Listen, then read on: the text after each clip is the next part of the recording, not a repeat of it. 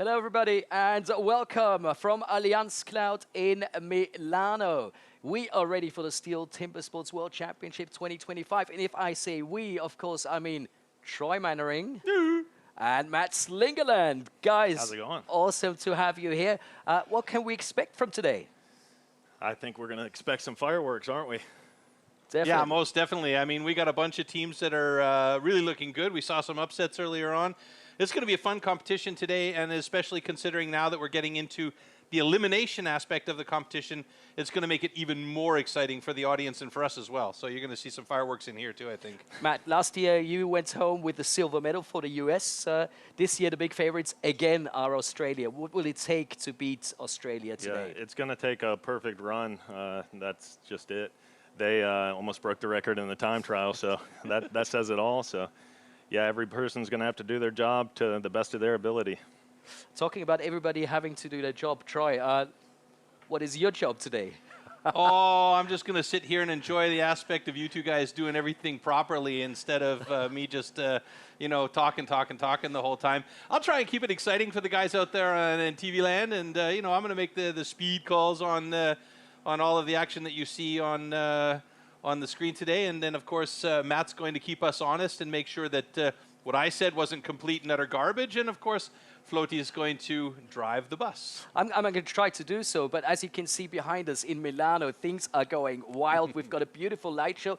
People already crazy in their seats, and we haven't even started yet. Is that what makes the Stihl Timbersports World Championship so special? Yeah, it's spectacular. It's always top-notch, and yeah, being on that stage gives you goosebumps. Just thinking about it, I get it. So the fans are going to be loud, I know that, and it's going to get everybody hyped.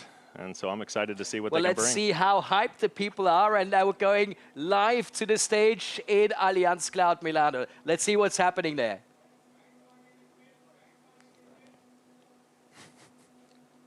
A lot, I can promise.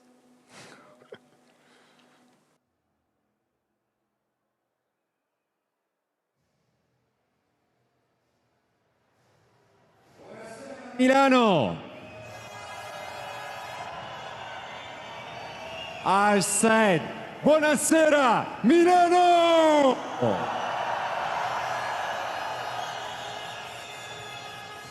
Hello to everyone, my name is Zoran. I will be your host in the arena for the Stihl Timbersports World Championship 2025 in the Allianz Cloud Arena in Milano. Today is the day one, the theme competition. The competition is about to start in a few minutes, but now I would like to introduce some very important person. Adesso vi presento e vi introduco un paio di personaggi importanti con un grande applauso, iniziando dai direttori sport globali. So, ladies and gentlemen, please welcome the Global Sport Director from Great Britain, Spike Milton.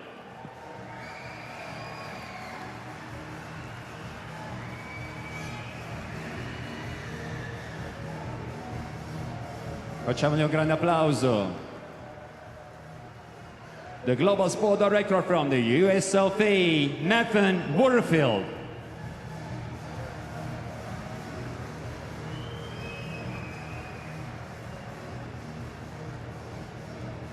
E adesso introduciamo i giudici. And now the judges. Judging from Great Britain, Andy Hall.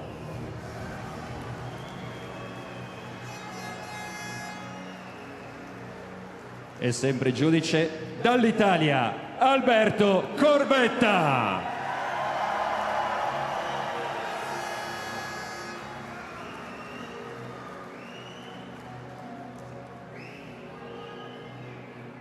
And now if you watch on the video on the gondola, you can see the video judges. So please put your hands together for Mr. Radu Casacco from Romania and Shul Jensen from the Netherlands.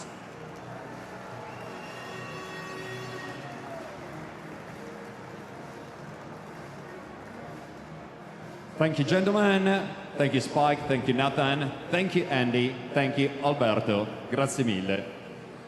Questi sono I giudici, questi sono I Global Sport Director, but I will not be alone here on stage and behind the stage, beside the stage for the team competition. Please welcome She's a member of Italian women's national team in Timbersports, Marta Poletti.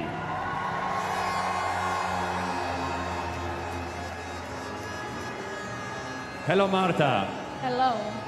Okay, just tell me one thing. How is the sensation, the emotion to be here with this wonderful crowd? It feels amazing. The Italian crowd is always so warm, and can't wait to see what's going to happen tonight. Facciamo un altro grande applauso a Marta! Okay, Marta, okay, ladies and gentlemen, and now is the moment to go into the competition to introduce you to 18 teams, starting the first team in alphabetical order. Please put your hands together for our members, Team Austria. L'Austria.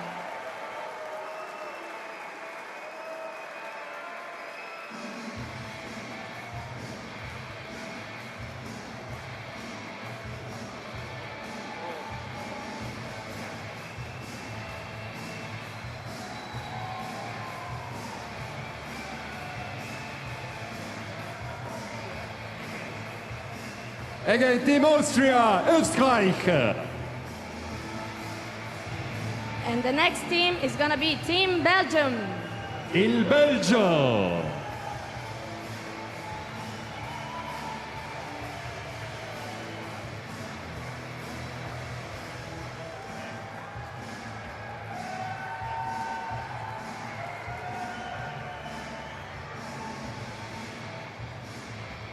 One more time for Belgium, la Belgique.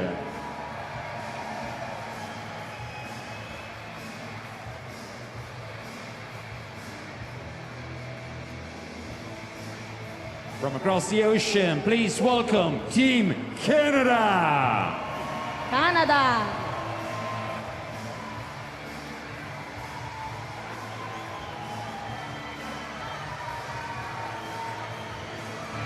Ancora una volta il Canada.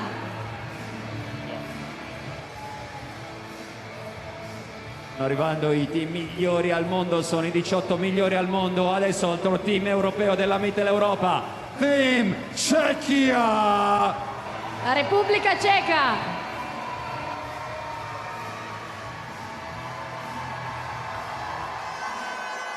The Czech Republic.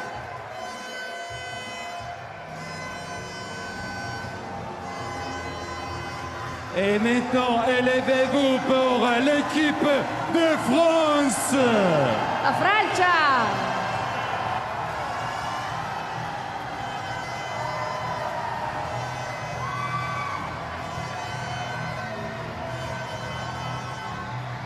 Team France.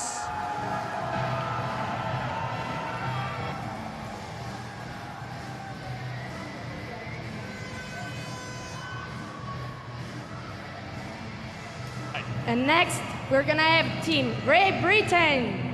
La Gran Bretagna.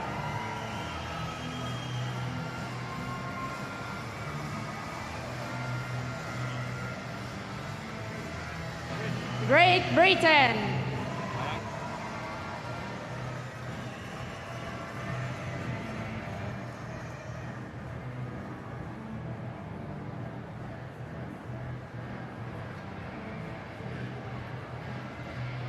And now we have Team Germany. La Germania.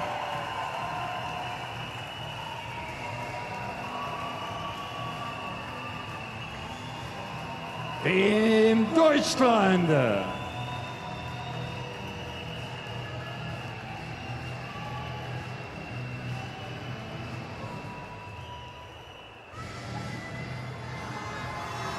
And now it's your turn for Team Hungary.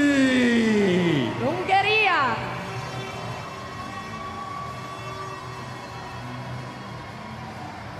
L'Ungheria.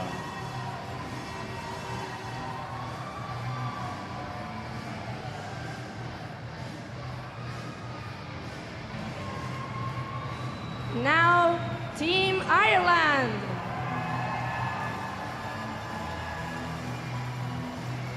Facciamo un applauso l'Irlanda.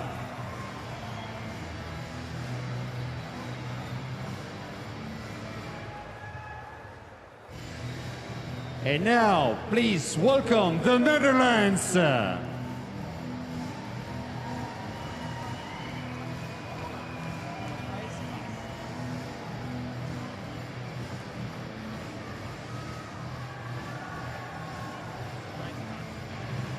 Paesi Bassi, un grande applauso.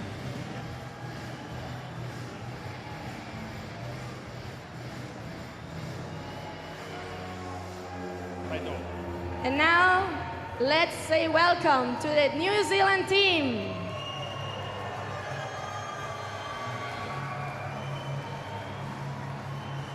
Facciamo un applauso a un team giovane, Team New Zealand.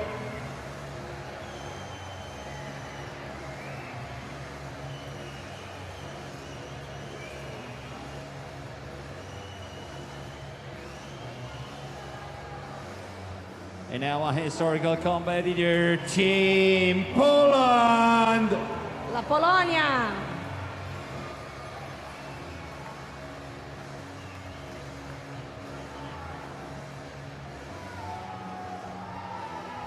Welcome Polska.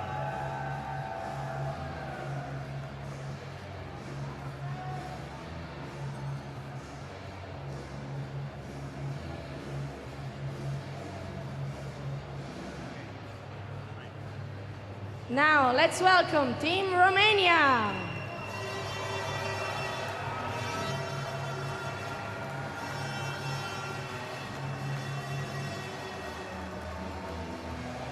Ed entra la Romania.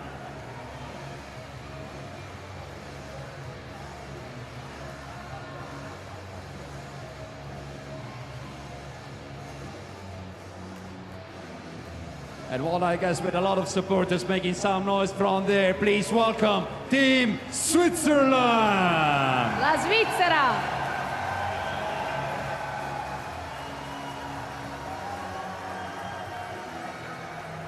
La Svizzera.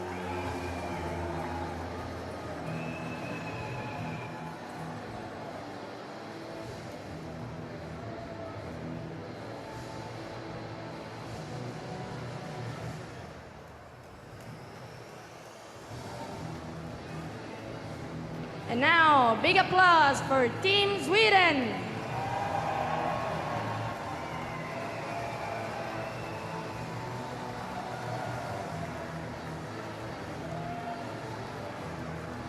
Facciamo un applauso ancora per la Svezia.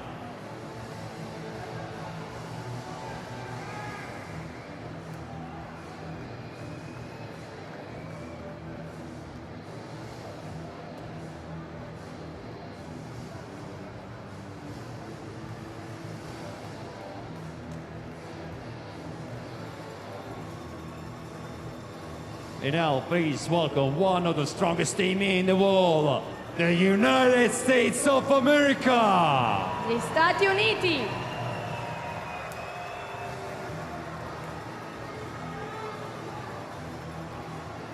USA.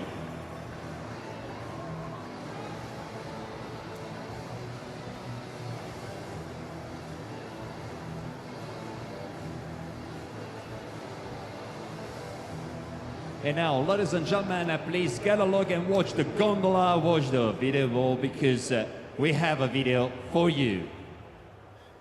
And they will be going up against the champions from 2014 through to 2017, Team Australia. We are getting to witness Australian cutting. We are witnessing, if not the greatest wood chopping that has ever happened. They will go up against the machines from Australia. It's ridiculous. That is not far off the world record. World record! They've broken the world record and they are repeat world champions. It is all to be decided right now. And this is the team to beat. 9 times world champions, going for the 10th title, 5 times world champion in a row, the world record holders, Team Australia!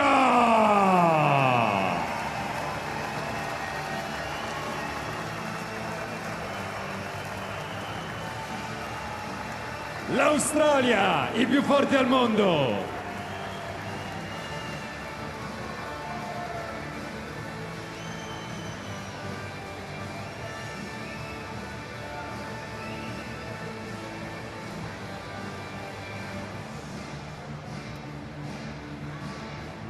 But now we are in Milano at the Allianz Cloud Arena for this World Championship, and once again, watch the gondola, watch this video. Italy is also in the house representing their country. The national pro champion for Italy. A lot of hopes resting on his shoulders for the Italians. It sure is.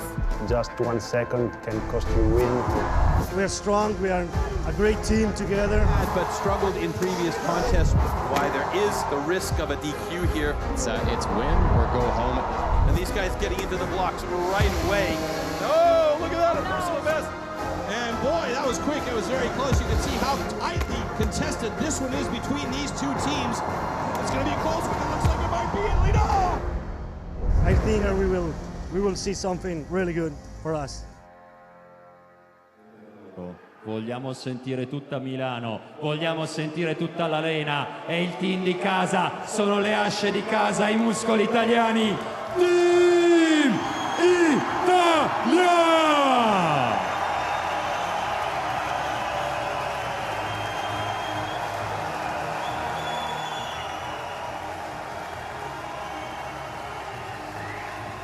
Il campione italiano Michel Perrin. Andrea Rossi, capitano.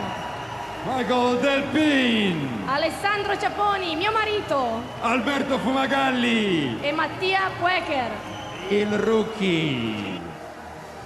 Team Italia.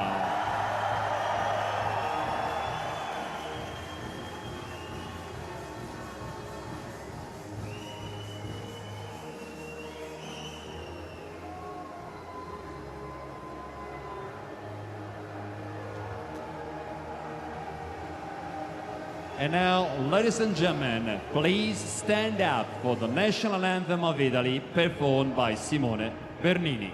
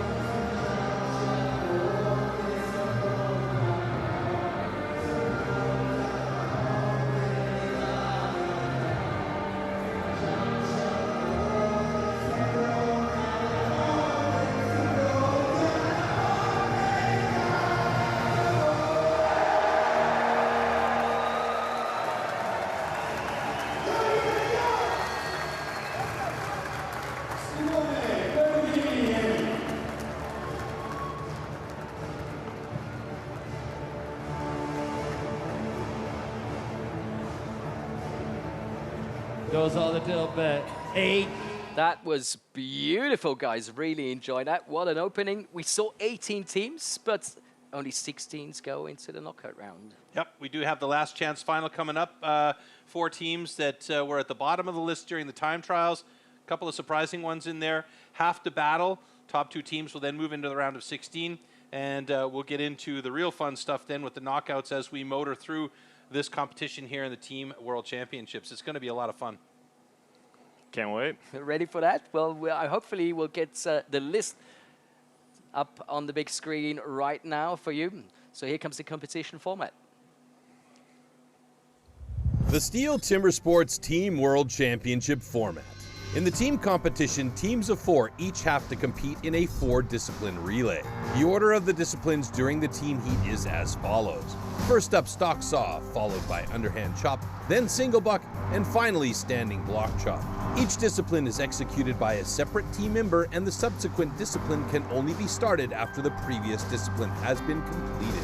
The overall time for a team only counts after finishing the last discipline. Starting a discipline too early will result in a 15-second time penalty.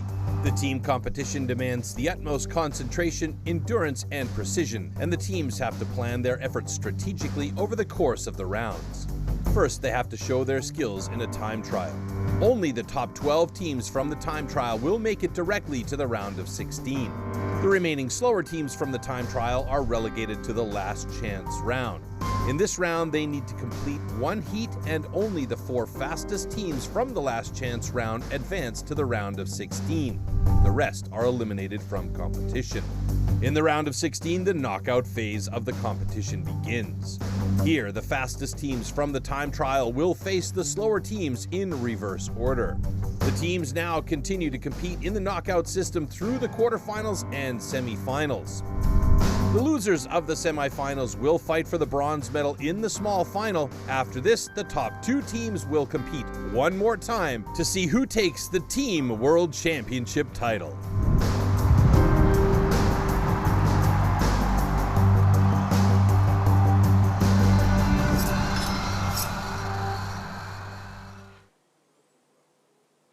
So now that we know how it works, let's take a look at the results of the time trials. Australia blisteringly fast again. Matt, you mentioned earlier they almost reached the world record time in the time trials, which is really unusual. Yeah, I said that's not looking good because normally you're just going for a safe run, and there they go with a world record. So it's like, what do you do at that point? You know? Almost. Not there came yet. close. But I mean, they were up against the U.S. in that time trial as well. And although it did only have to do with the timing, there's a little bit of that rivalry there as well, right? Yeah. The folks at home can't see the stuff that happened earlier, but U.S. had a little bit of trouble on that single buck and just caused them to have a little bit slower time coming in. So it's something to fix, something to work on. He is a believer, isn't he? Yeah. I have to be a believer. Well, the 4 teams fighting for their last chance are Netherlands, Romania, Hungary, and Ireland. And of course, these 4 teams are going to be the first that we're going to get to see. Yeah, Netherlands struggled a little bit there. I was kind of surprised to see the Netherlands end up in this last chance qualifier, because normally we're seeing them in a little bit of a higher level. I mean, among the top 10, sometimes a little bit below the 10 mark, but I haven't seen them down in this position in quite a long time. And there you go, last chance teams up on the screen right now. So, Matt, any predictions? Netherlands versus Romania and Hungary, Ireland. So who do you think we're going to see in the last 16? Yeah, I got to go with Netherlands and Hungary there. It's, good choices. They have some strong choppers on those teams, and I think they had some single buck trouble earlier, so maybe they get that straightened out, speed up a bit. Well, it's great to find out if our expert really is an expert today with all these predictions. I think that's a safe I'm going bet. 2-0 right now. 2-0. 2-0. All right. I'm gonna run with the Netherlands and Ireland. We'll see. Maybe my dark horse will jump in there and chop and cut. I like it. Cross our fingers. I got to go for the favorites to start out. You know, get warmed up, and then I start going USA, USA. All right. So let's find out what's happening on stage. Oh, I can hear they're warming up the stock saw. Yeah. One of your favorite disciplines. Yeah. The stock saw has always been my favorite to do on the team. Done a couple of the different events. I've done single buck and underhand as well. But stock saw, it just takes a lot of technical technical and focus. And so with that, you just have to lay it down and be consistent. And it's the start into the competition, so I think it's nice to be ahead. It gives you that extra confidence. Yeah. And you don't want to be behind, from the very beginning. So you have to have a strong start to the race to get it going. You're the first guy sure, with with the baton in the hand to get that race going, right? Yep. Biggest shoes to fill.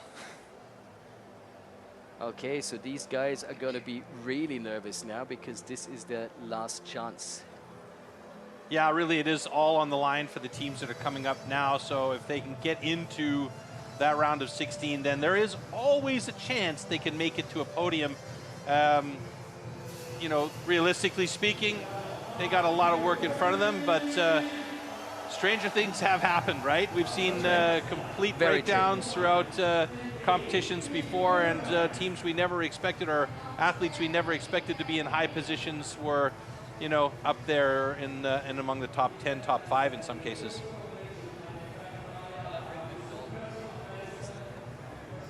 Really nice to see Red McNoll. Always feels like he's got no pressure at all.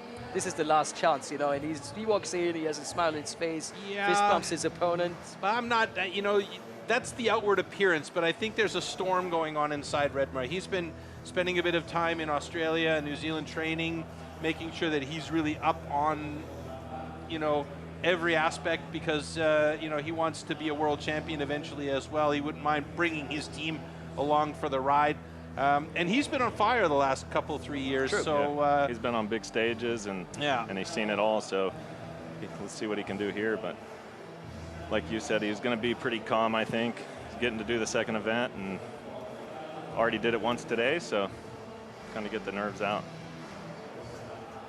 Oh, look at his face. Yeah, Lionel Marinicha, I mean, he is ready on that block for the underhand. It looks like it's going to be Karol Palfi for Romania on stock. And I think that we've got Edwin Doost for the Netherlands on stock. So let's see how these two guys go. And you're going to keep a close eye on this one as well. That's right. Also, guys, not to forget, it's about the best time here. It's not who wins the duel in the last chance, but it's the two teams with the two best times that go into the round of last 16, and then we start the knockout rounds. All right, good start by Edwin Doost, looking like he's got a pretty good cut, but I think maybe, it's Karol Palfi with a little bit faster cut, and that gets them going on the underhand chop a little bit faster than the Netherlands, but looking for Red McNoll to have a good cut here. He's already on the other side and getting through that second side, moving on to...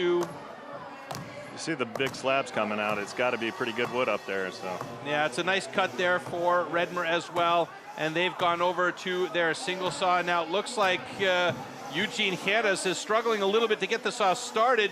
It's even worse on the Romanian side as they've just gotten it going, and Eugene has got the flow. It's not looking like a super fast cut for him, but it's starting to, get to the bottom. The flow is there, but we've seen faster cuts on that single saw, haven't we? Yeah, everybody's been struggling with this single today, so it'll be interesting to see if anybody can figure it out. Ben Terpstra for the Netherlands. It looks like it's Botan Noich on the other side, or is that...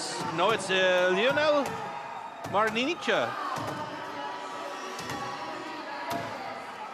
Netherlands has got a bit of an advantage here, but Romania coming from behind and moving onto that second side quite quickly. One more driver should do it. Oh no, he's got a bit of a hook, and it's the Netherlands. That's going to be 123. Yeah, there's the adjustment really quickly.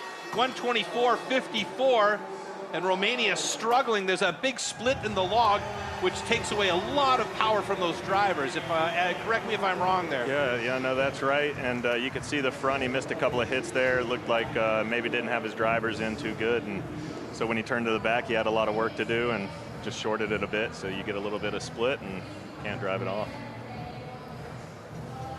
Now, you mentioned that the audience at home didn't get to see that, but earlier on we had those splits on a couple of logs as well for our time trials. It's just, it's tough to watch that because you can see the axe hit and then the whole block moves before you see the actual cut go in. Yeah, sometimes the guys get a little nervous, might move their hands.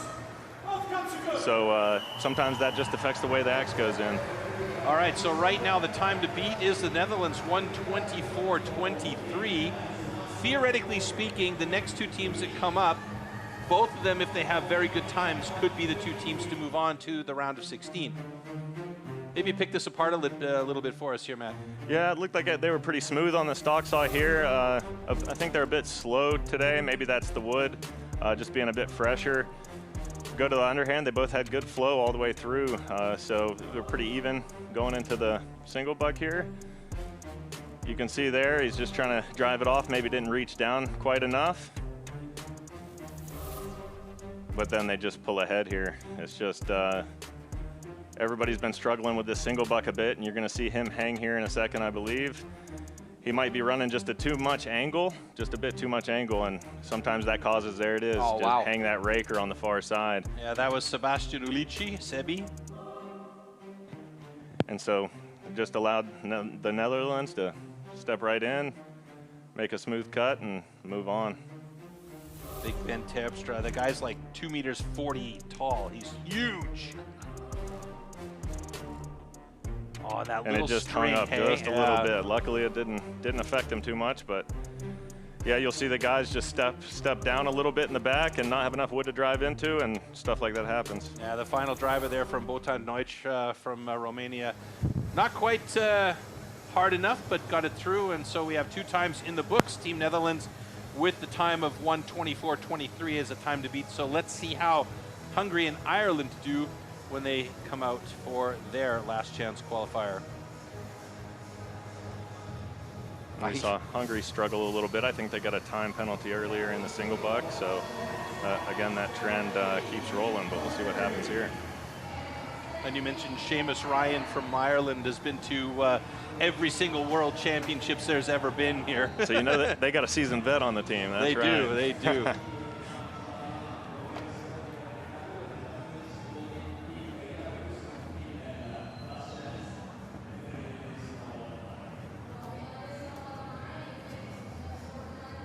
There's the young lad, Benche Strubel, Benchi.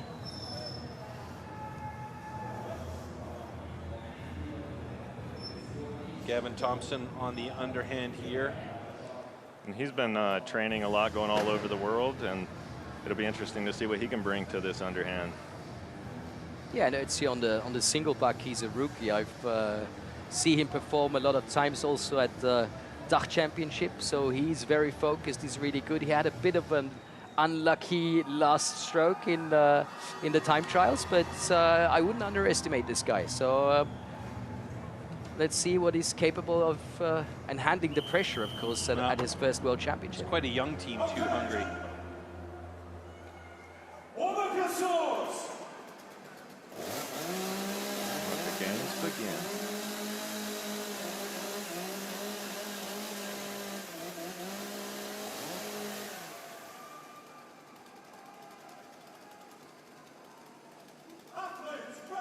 Stand to your timber. 3, 2, 1, go! Oh, a bit of a misgrab there by Zoltán Bosó from the Hungarian side. Looks like a nice clean cut though by Patrick Fitzpatrick from Ireland as they send it over to the underhand chop. Now remember, the time to beat here is 1:24.23 set by the Netherlands. Getting a little sticky there. Got to keep the pace on if they want to match that. Gavin Thompson onto that second side, right along with Benche Strubel. You can see where he just missed those chip hits a bit, cost him a little bit of time. And Adam Urban, Ochi. Oh, he's doing. Ochi going for really it. good here. Oh man, I told Hungary. you. I told you. He's Now, a big, big talent. Give that kid some spike shoes, and we might not see his feet slipping all over the place so much, right? Yeah, the youngest to ever compete here, I think. And he was so proud carrying that flag. So, so great. There's a good chance we'll see him compete in the round of the last 16 if they keep They can hold it rolling. together, I think. Yep. Yeah, Zoltán looking good, though. He's already moved on to the second side of his block, so This is a very good chance that we might have two very good times here. Flat. And we may well see, oh, it's coming close. Keep the slope. Should have went one up. There it is. Get it off. Oh, and he didn't make it. Okay, they're definitely faster than Romania. Oh, yeah. All right, so we have the Netherlands and Hungary will be moving on. The Netherlands with their time of 1:24.23. The Hungarians have a 1:28.17. That's unofficial at the moment, but it doesn't look like it's going to change too much. So that was a nice run by Hungary, and actually a pretty impressive single saw. Yeah, super impressive single saw. I haven't got to watch him cut much, but man, he had no problems at all getting through that. It just unfortunately fell apart in the standing there. You saw a lot of mishits, and sometimes us athletes, we get hard-headed and just think we can drive off anything, and you can see there it didn't work out for him. I don't want to say I told you that she's going to be the one taking those look at, but brilliant. It must be so cool as a rookie to get that performance in and to know you're competing in the round of last 16 at the Stihl Timbersports World Championship. Fantastic. Yeah, and to do so well.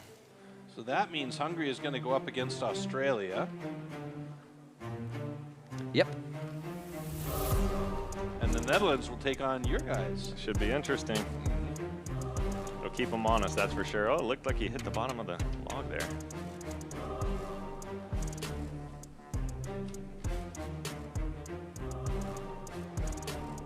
Yeah, everything was going good for Hungary there, just until the standing block. You can see overcut his top there, the big space in the top. It's got to cost a couple of seconds. This was the young man that we were both pretty well impressed by. He's got long legs, and he really utilized those legs. So, like I said, give him some spikes, and he's got another advantage. Yeah, it looks like he's been putting the work in for sure. It was a great cut, one of the best I've seen today, honestly. But you can see there, he just doesn't have any slope. He didn't put enough on his up hits, no slope there either. So when you can't get slope, then you can't sever the log. It just doesn't work out. It's almost like you're cutting new material every time, so you're just wasting your time on it. Yeah, that's right. Yep. Yeah, especially the mishits in the downside there. So look at the crowd; they're loving it. It's a beautiful thing to see. Us athletes love that. And the Hungarian fans, you know, they're passionate about their teams. So there's the final brackets. That's what we've been waiting for. Like you said, Troy, before. These two teams proceeding to the round of 16. Not easy opponents, to be honest. To say the least. Yeah.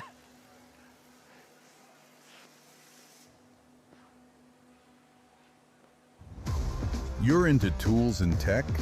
Craving key facts, hands-on deep dives, and compelling tests? This is where your curiosity meets clarity. Stihl, focus on. Watch now on YouTube. Wow, we are ready for the knockout round. So now it's not about times, it's about winning the race. Yep. Win or go home.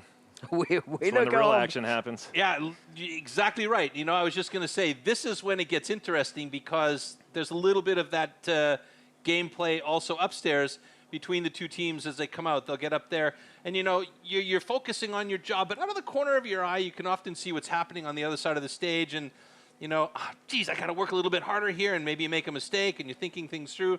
I mean, tell me if I'm wrong on this one, but yeah, it you seems can to me definitely like feel it, and so if you get behind, that can play in your head a bit, and I think the strongest athletes, what makes them great is just maybe knocking out that noise a bit, you know? And there's our heats. We've just shown you the round of 16. Let's get it started, guys.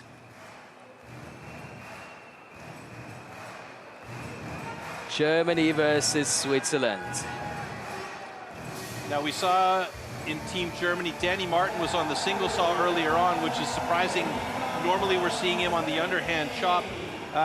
So they made a little bit of changes. Seems to work out for them though. And you can see the personal bests of both these teams are pretty close, you know, under a minute. So with the adrenaline pumping, the question is between two fairly strong teams from the European side, What's your thoughts on who's going to take this one, Matt? Yeah, I think it's going to be a really close race. I think advantage stock saw goes Switzerland. I've seen him train myself personally, and so he might give them a couple of hit lead. We'll see if he can hold on to that through the race. I'm totally with you. I was in the training camp with the guys, and in every race against USA or Canada, this is where Switzerland took the lead. He is so consistent. It's unbelievable. It seems like he's a, I don't know, a bot. You have to have a passion for it, and he clearly does. Yeah, he's just done it so many times, it's automatic for him. So I feel like, sorry, I was just going to say, I feel like this one's going to come down to, because obviously the stock saw is going to play a big role, but I feel like this one is going to come down to who can get to the single buck fastest, and that's going to be the race that determines how we're going to finish this one off.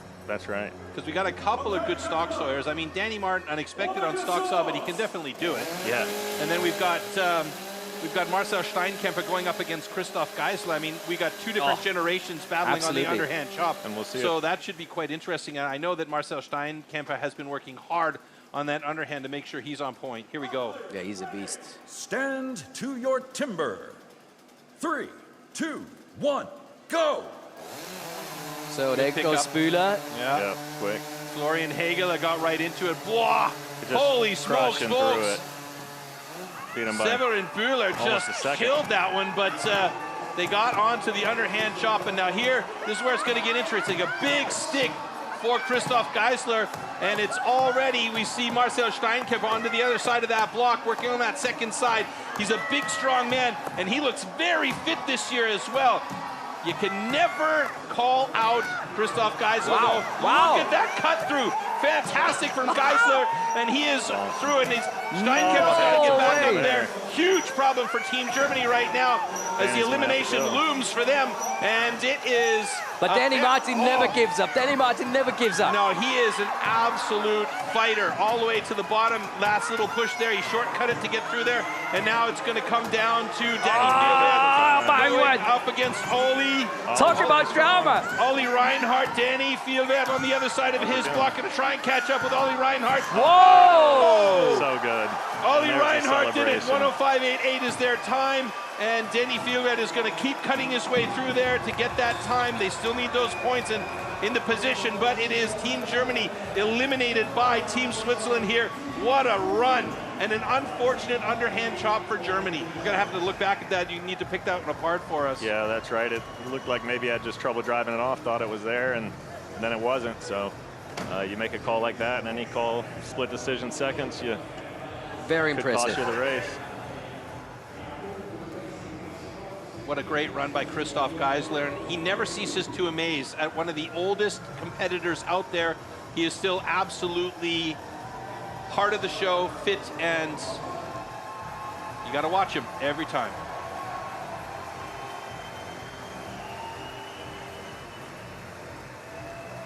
And the winner is Team Switzerland.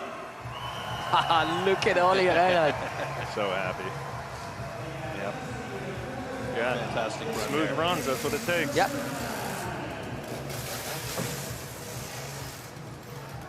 So here we are in the knockout rounds. That's what it's all about. Beautiful. Yeah, fantastic. I'm looking forward to seeing what you have to say about this, Matt, because that was an amazing stock saw. Actually, by both these guys, but Severin Bühler. I mean, really. Yeah, beating somebody by a second in a one-cut race is just unreal. It just helps your team get off to an easy lead. Like you said, the experience in the underhand really helps. He could just cut it off right nice and clean. You're looking at an underhand race that's just pure strength versus pure precision. So you can see that it just didn't work out for Germany that time. He was going really good. It looked like they were going to take that strong lead, and he just couldn't get it off. And Danny just was too far behind. He's a strong single bucker, but there's nothing you can do about it at that point. Yeah, Pierman Gnadinger for Switzerland had a really nice single saw as well. He was clean, and look at the celebration from Oli Reinhardt. Love it. Absolutely fantastic. And there's some really passionate Swiss fans in the audience. They were here in front of the booth earlier on, having a good old giggle. Yeah. Danny Fielvert with that final driver, unfortunately not enough, and the Germans get eliminated. Too bad. But great job by the Swiss side. And we just keep moving on. Belgium versus Czechia. That's our next heats in the round of last 16. Tough call here. Really well-matched teams. Belgium always can surprise you, you know. Koen Martens, like he leads that team with passion and you know, with his heart on the sleeve. Matthias Klima, the young guy for the Czechia. He's the up-and-coming new blood, and everybody's kind of stepping in behind him and saying, okay, let's do it. Yeah, another guy that has traveled all around the world, really put the time in, wants to be great, and hopefully he'll show you that here. Yeah, he's not here for fun and games. Yeah, that's right. He didn't come here to ride the rides. He came here to win.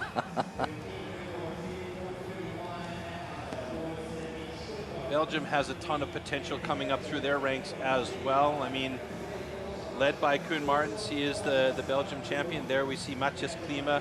He's a big, strong kid. And they've switched him up. He was cutting underhand a couple years now and switched him to the anchor. See how that plays out for him. I mean, he's one of those guys I think you can put in pretty much any position there, and he's going to do well. We saw him do a great job at the European Championships, the European Trophy. Yes. And you know, he was going from one discipline to the other, and absolutely killing it. There we see on the left-hand side, Camille van Reemdonk. Oh, that's what a beast. The young guy there. I mean, you know, he is the new generation, the new talent that's coming up. Absolutely a multi-talent, but you put that guy in this situation, he's like, come on, let's go. Yeah, those are the guys you need on your team, you know, really get you fired up. Okay, gentlemen, warm up yourselves.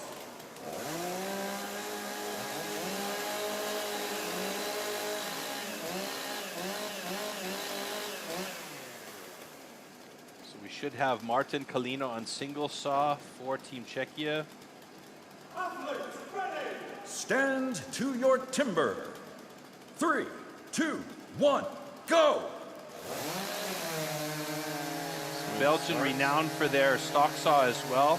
They've had some really good stock sawyers in the past, and oh, not this time though. It was a bit slower for Belgium as Czechia got to the underhand chop quite quickly. It looks like Zdeněk Maras is on the underhand and onto that other side, moving quickly through that block as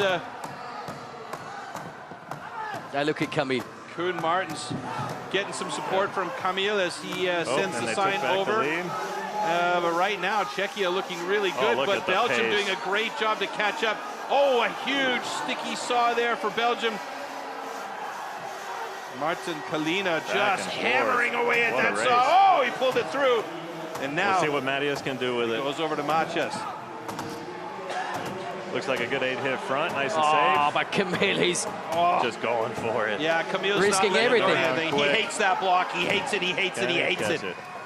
Matthias. Oh, a little stick at the end for Matthias. Oh, 104.27 for Matthias. That's a great time as well. And Camille van Reemdonk a 110.27 to finish it off. So a real nice effort. A little bit slower on the stock as expected, because normally Belgium's really, really solid in the stock saw cut, but this time they just didn't have it there. Yeah, and you start out with a no lead, you're in trouble, I'll tell you that. That's especially exactly against a team like about. Czech Republic. So best time we've seen so far in the round of 16. Well done, guys. the young man there just couldn't reel him in. Oh, under review. Interesting. So what are we talking about? A cut line or a jump start for a transition? Yep, those are really the only two ways you can. Yeah.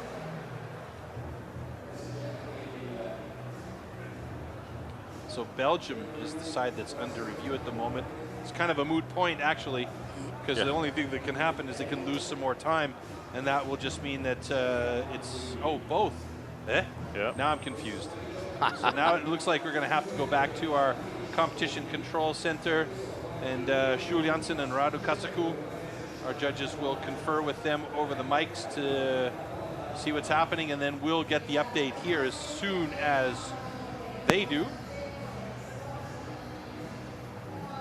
The drama begins. So let's see if we can sneak a peek here at the screens and what they're looking at. See a lot of flashing lights.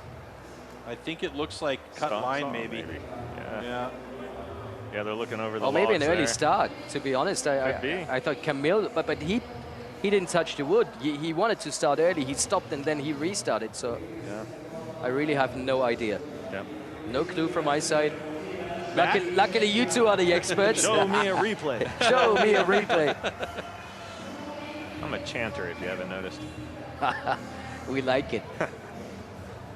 But I love the technology in Stihl Timbersports nowadays. Yes. Look at that. There's no possibility that these cameras are not going to, find whatever's been happening. It's really such a great thing that came to Timbersports is having all this video timing. There's just nobody fighting over anything, no questions. It looks like it's a transition penalty. And they're looking at the line there, from too. From stock saw to standing. Yep, and that line. Or underhand, excuse me. Pretty close to that line there on that stock saw. Maybe on the far side there he's looking at. Camille in the picture as well, so... Yeah, your guess is as good as mine. We can't go from stock saw to standing. That would be a massive jump, right? Absolutely. So there's two things that are under review. It's not just one. Or maybe it is a cut line. Yeah, it's looking close on that far side there.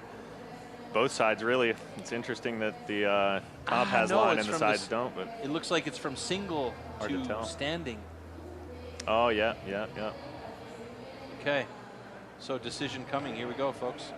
Looks like could get interesting. Yeah, I suppose he was trying to make up time. Got to do it somehow.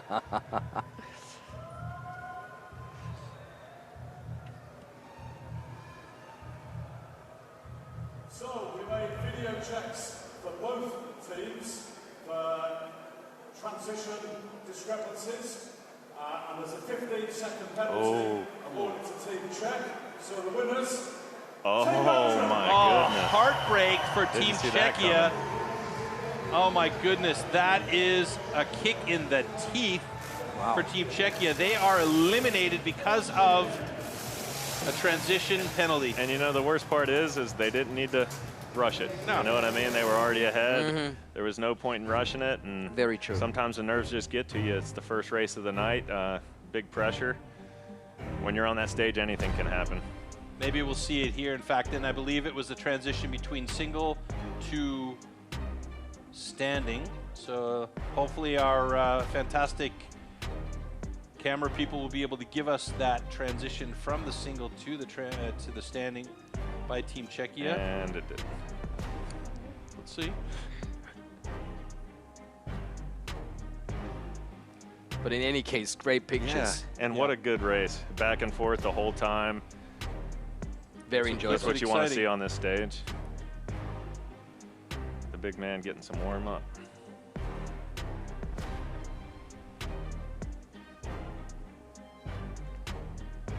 Yep, you see him rushing a bit. Not coming with as much angle as he'd want. So he's going to have to pick that up on the next race. You can see a little sloppy chopping, so. All right. Always want to watch it. He's really trying to get through that top just with pure power, hey? Yeah, at that point he was just rushing so much that you just start turning your hands funny ways. It's coming up. Oh yeah, you could see it right there. Oh, so even worse that it was Mattias that did it because they were so far ahead at that point because of the hangs in the single that it really didn't matter. Oh, what a heartbreak for Team Czechia. But nothing to argue about. That was a clear. It was a clear. Yep. A clear DQ. penalty. So yeah, that's unfortunate. But what's going to happen there? They're going to learn from it. They'll watch the video replays on that, and they'll make sure they're really on point for the next time that we see them on stage. Let's talk about Great Britain in the time trials. Absolutely amazing. Personal best saying under a minute. Yeah, 57 seconds, I believe, or 59, 58, yeah. That's a new personal best for them. They actually improved by like 4 seconds and change from their previous. Yeah, super smooth run by them earlier. And then they get Canada. Yeah, how unlucky. Canada, they get a DQ earlier in the time trials, and they're put ranked 12th. So they got a hard fight all night. So we'll see what Canada can bring to that. I know they're working through some things, and we'll just see how they go here. I talked with Team Great Britain earlier on, and I was like, so, you're up against my home country, huh? Good luck. And they said, yeah, it was a good run, and I was really happy for them, honestly, because, and nothing against the Canadian guys, I would love to see Great Britain win because I am definitely in that underdog phase of my life right now. You know, and underdog phase of your life. Yeah, right. Okay. All around. I'm looking for the small guy to take that step and really be able to take on the big dogs. And come on, let's be honest, Canada is one of those big dogs. Oh, for sure, you know, they're struggling a little bit. They've had a few problems. They got injuries they're dealing with. That's right. Great Britain had a real smooth time trial run, so I would love to see it. I'll be happy if either one of these guys, these teams go forward. Yeah, and I think it'll be a closer race than one might think. Like you said, with Great Britain really stepping it up this year, so let's see what happens. Stand to your timber. 3, 2, 1, go! So good pickup by both sides. It is, in fact, Graham Turner on stock saw. I thought that he was going to be our standing cutter, but looks great as they get through there. Oh, look at Nathan go. Nate Cumberland, just absolute monster. Oh my goodness, Nate. He's going up against Glenn Pendleton, the British champion. And they're through, and that's going to send it over to Jeff Larkin on the single, but right there with him is Tom Redmond. Jeff Larkin's got a nice pace going through on that single saw. Tom Redmond trying to catch up with him. Oh, and oh my goodness, now it's going to come down to that could be a penalty again. Oh no. They're going to have to really go for it and hope they can make up the time. I don't know what they're talking about. Great Britain with a new world record on their graphics. That's absolutely not true. They're just trying to pump the crowd up. Oh, look at Sterling look go. at that log. And this guy is injured. This guy is seriously injured. So there you go. That is all she wrote for Team Great Britain. So, as Rob Chatley tries to get this is going to be so close because they're going to get a penalty. They're going to get a time penalty, guys. Canada's going to get a time penalty. I missed something here. Kind of back up me on me for a second. That was not a clean cookie on the single buck. At the end of the single buck, he had a little piece. You can see it there on the screen. They broke it off. Yeah, okay. And if he didn't cut his whole wood, that's 15 That'll seconds. be a 15-second penalty. So Great Britain has 1:04.49. Do your maths. Do your maths, Trey. Come on. 57.51. So that means Great Britain theoretically could go through. How good. How good. Oh, wow. Interesting. Yeah, it's just too much wood there. You can see. Yeah, for sure. I believe he did it the same thing in the time trial. It didn't happen quite as bad as it did there, but maybe he's just anticipating that. I set the saw. They set the saw far out to the outside for a thin piece of cookie, but you know, less drag on the saw, correct? But it has the risk of breaking off if the saw bows even a little bit. Yeah, you're playing with fire there a bit. He went a bit too thin, and this will be an interesting situation now. What a tough go. Actually, I'm very sure that's a 15 seconds time penalty, and Great Britain are going to go through to the next round. There. So, looks that like is heartbreaking for Canada. Absolutely. Good thing I wasn't. There we have it. Good thing I wasn't guessing winners, or I'd be looking bad. And you saw. Tom Redmond was looking, arms crossed, looking back and forth at the two guys going, we're going through. Unbelievable stroke of bad luck for the Canadians. But you know what? Like I said, it's time for a changing of the guard. I'm upset that, you know, the Canadians had to go down that way, but I'm happy for Great Britain that they're moving through. Yeah, real big shocker there. Wow. Got clean starts by both of them. Going into the underhand, though, it's hard to beat somebody like Nathan Cumberland. He's got pace, power, accuracy. He's got the whole deal, so gets through this no problem. And just when you think you have it in the bag and you're on that team, something will bite you. Glenn Pendleton, such a strong competitor out of Great Britain, though, and you know he tried to keep up with Nate Cumberland. And there is where we see. Actually, it's not as thin a cookie as I thought it was. It just had. Yeah, I think he just dumped his hands over a bit, anticipating that coming off. And when you anticipate something coming off, it's never good. See his feet come off the back there, and when you get off balance, you start doing crazy things. And he knew immediately. He knew immediately. Yeah. And once Sterling starts going, what's the point of going back and getting it? Yeah. Oh, this man is going through pain. Yep, gets hurt one day before he comes. What What bad chance there. Not the worst situation, to be honest with you, for Team Canada. It'll give them a chance to recover and recuperate. So that's right. It's a tough situation, but one that they're going to have to live with, and it's the earliest exit that they've had in about 10 years, I think. Yeah, they're always podium finishers right there. Shocking, but that's what makes it interesting, right, guys? And the French crowd is singing the national anthem as their team is walking out. How about that? So great. Yeah, there's no atmosphere like the one at World Championships, that's for sure. That's an interesting one as well, Poland versus France. I wouldn't want to put my money on either of the teams. It's with no Dubicki, it should be interesting for Poland. His brother's cutting the underhand, so I haven't had much tape watching on him, but we'll see what he can do here against France. What a crazy start into this World Championship. And then you got this guy, future Olympian, just absolute monster, ready to just tear that block right apart.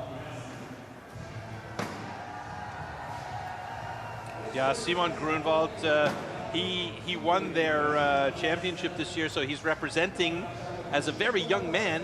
It'll be his first ever foray into an individual world championship. That's coming up tomorrow.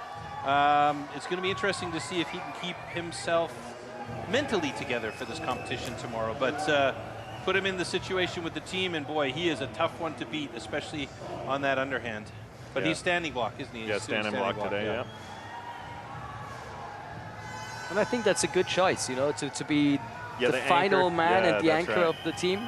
Nikolai Grunwald, his brother, his older brother, in fact, is in position 1 as the stock sawyer. Nice to see family in the sport. Adrien Courteau doing it for the French on that starting position. So let's see how this all comes together. We'll be keeping a close eye on Marcin Dubicki. Stand to your timber. The underhand for Poland. Here 3, we go. 2, 1, go! Oh, nice grab by both guys. Nikolai Grunwald looking quite good on his cut. Getting down to the bottom. Oh, France just slightly ahead. And now it's going to come down to Marcin Dubicki for Poland up against, oh my God, Alexander Maurice. Alexander shaping and cutting and designing his own axes, is so strong on the underhand discipline. And he is through. Oh, and a good cut this time by Marcin Dubicki. Oh my word, this is going to be so close. Christian Kaczmarek going up against Pierre Puy-Barré in single. Pierre Puy-Barré is so strong here. He's through nice and clean and sends it over to Loïc Vincent. That way, Simon going up against each other. Simon Grunwald, Loïc Vincent battling hard to get to that block. It's going to be Poland, or it's going to be France. Looks like it's going to be Poland. There he goes. Oh, yes. Too strong. Poland, 3 drivers faster than France with a time of 57. How on earth did he do that? 7-8. That is a great time. Very, very nicely done. A formidable challenge for France, but they were up to it. Yeah. They came close. Yeah, what a race. And you see that Marcin picked up some time there.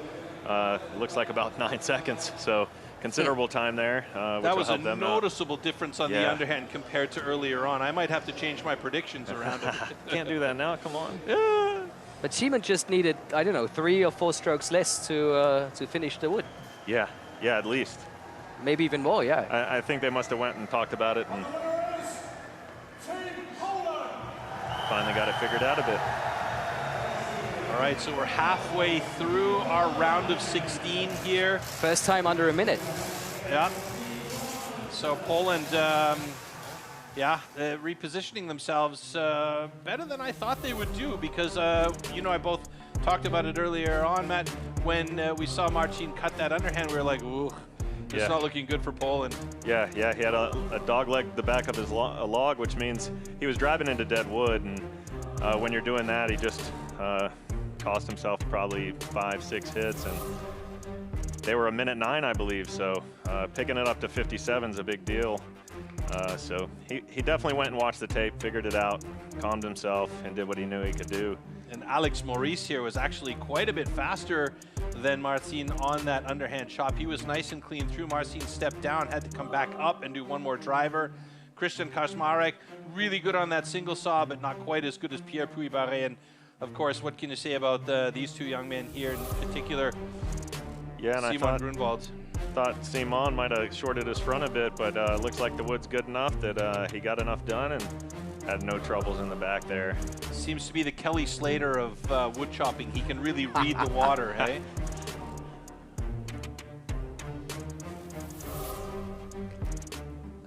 Ecstasy in the crowd. Yeah. Doesn't matter who wins. Yeah. Okay. Are we ready for Australia? Yeah, this should be an interesting challenge for Team Hungary.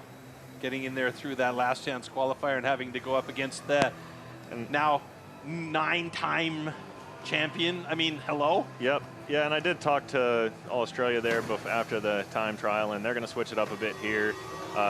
You know, get some warm-up maybe for Braden for tomorrow. He's going to get a single buck race in here, so that's something to watch to see how they can hold it together, even though they're switching it up. But I'm sure they'll have no problems. So Braden's going to take on the single saw. That means that Cody Steers is going to be on underhand chop. That will leave Mitch Argent on the standing at the end.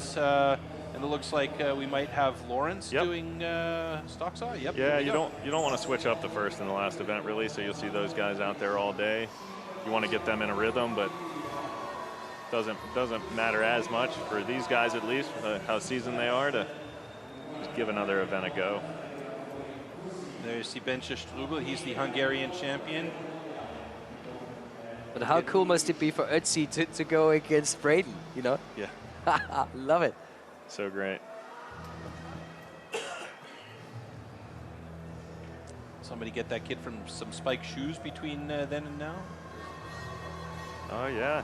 Did switch to the spikes.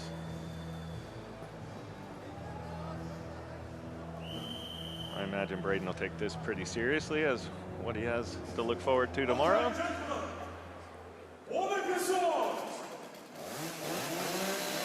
It's going to be interesting competition for the individuals tomorrow because Braden is a former world champion in the individual competition, and he knows exactly what it needs to be done. And the first time he won it, he had a pretty dismal hot saw. So maybe stand to your timber tomorrow. 3, 2, 1, go! Oh, good start. Yeah, super safe for Lawrence. Looks like he took his time on the top there. Probably going to make him a little slower, but Zoltan Boso was quick to get on that block, and both those cookies dropped at roughly the same time. Now moving over to it, it's Bence Strubel going up against Cody Steers on the underhand. Cody quick to the other side. Bence right there with them. Could we see a personal best time for Hungary here with the amount of pressure they're under going up against the Australian side? Might be interesting to see if they do play up in this case. Bence through, and there you can see Braden Meyer on the single saw. He's got it going. Nice flow. That young kid from Hungary, Adam Urban Oshi, looking really good as, we got a bit of a sticky one there. And Team Australia already on the second side of their standing block here. They're not going to have a personal best, but that's going to be a great time of 52.67. And I kind of feel like Hungary might manage to get themselves a personal best out of this. Let's see. yeah, certainly the wood's there for it. Let's see if he can finish this off strong. Getting in there hard. Maybe not here. He's just cutting to his ability here, taking his time, making sure the hits are right.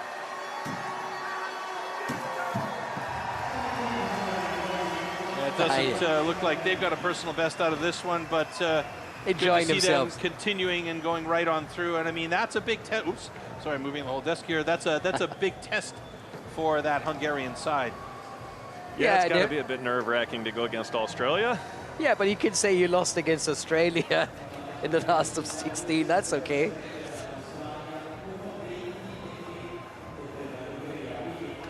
And Braden Meyer looks like he's on a mission. Yeah, that man gets focused and almost nothing can stop him. It's a pretty cool thing to watch. Yeah, Mack truck with a blade. Best idea ever. And the winner is Team Australia.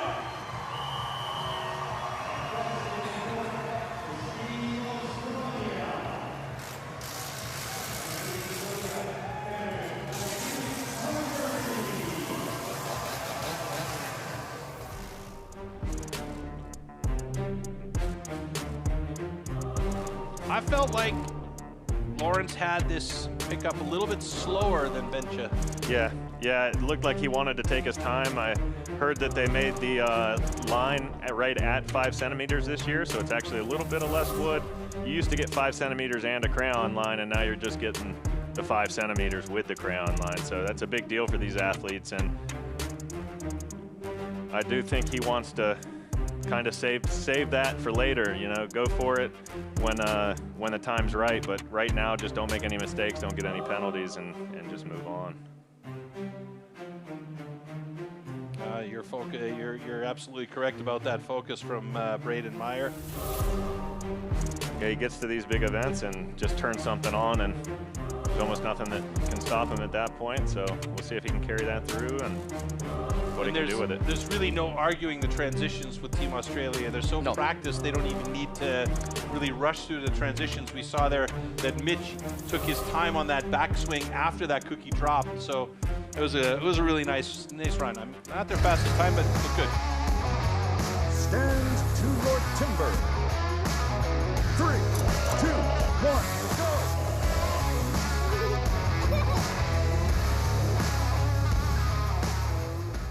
Finally, a saw that I would recommend to you, Troy. Yeah, it's something I can actually work with. No worries about cutting off fingers or toes. New Zealand versus Austria. That's our next heat. Yeah, and this should be interesting with the young New Zealand team. This would be one of the youngest team they've ever had. So see how they can hold it together here will be very interesting. Yeah, Chris Lord, Jack Jordan, Cleveland Cherry, and Quinton Fawcett. There we see Cleveland Cherry. A couple past rookie champions there. Yeah, taking care of standing block chop, where Jack Jordan will be on the underhand. On the other side, there you see Armin Kugler, the perennial Austrian champion. The last, I think, 10 years he's been their champion. Lukas Wagesreiter taking on stock saw duties this time. Looks like Gunther Dahlinger might be our underhand. That's a bit of a switch around as well. Nope, actually, that's exactly as they set it up earlier on. I'm sorry, I'm just talking out my left ear here. All right. I wonder what team she supports. Right. Okay, gentlemen, one of your swords.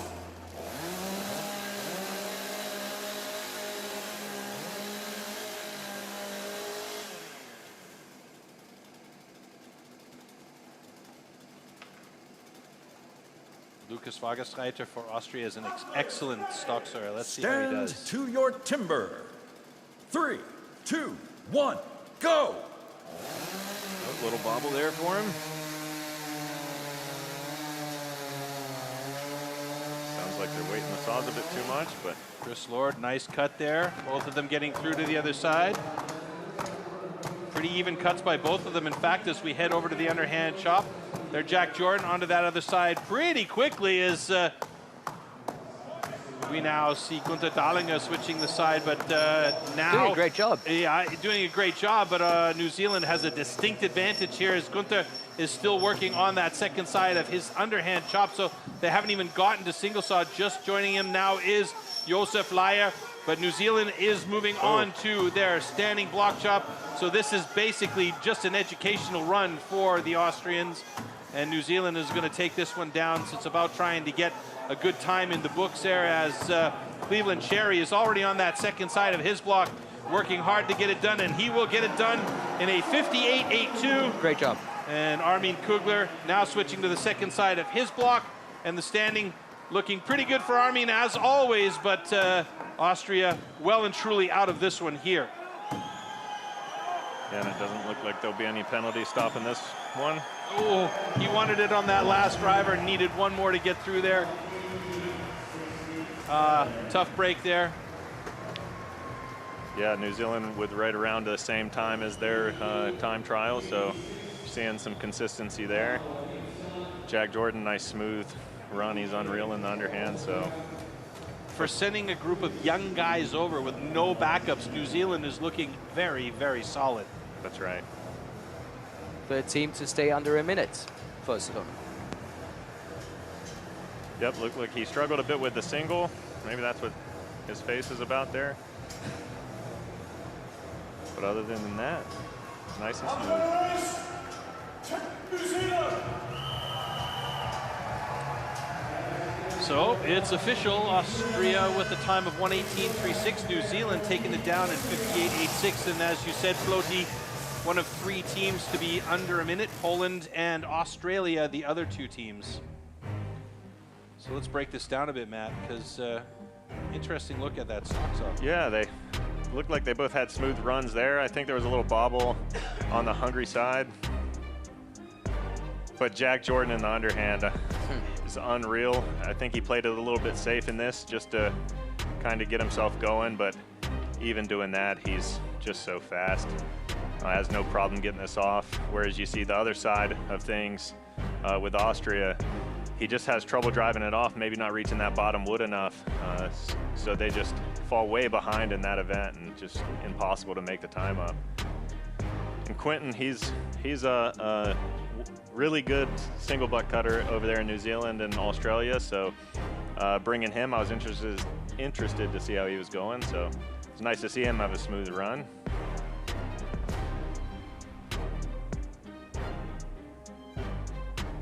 Just wasn't enough. You can see those last 2 drivers, he kind of yanked it through to maybe try and get that block off sooner, then had to go back and do it again. And there's a Cleveland Cherry fan in the audience right there. And that's what you're looking for in these early rounds. Just maybe for them, try to get under a minute, try to be smooth, and move on. And now the home nation to compete against Sweden. That's a nice one. Yeah, we'll see if this home crowd can bring them back. They're a young team as well, just getting better every year. And there you go. Hear the roar.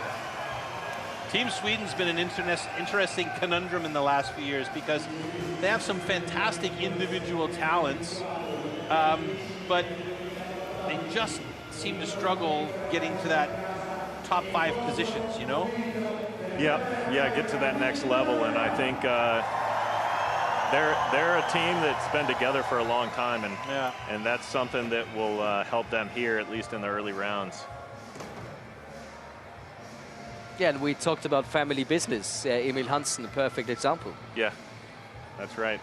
I mean, his dad, Hans-Ove Hansen, is an absolute legend in the sport. They organize their own events in Sweden as well. So, yeah, HOH events up there, and you're seeing he a knows lot what of these that races are all about. Yeah. And you can see it carry over. Pontus Shia will start us off, I believe, on Stocksaw. Yeah, there he is. Saw the boys, they wanted to go into a tour around Milano the other day in the pouring rain. I felt bad for them because that was the only opportunity, because today and tomorrow is just going to be busy, you know? Yeah, that's right. All right, here we go.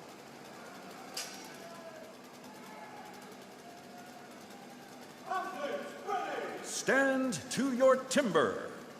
3, 2, 1, go!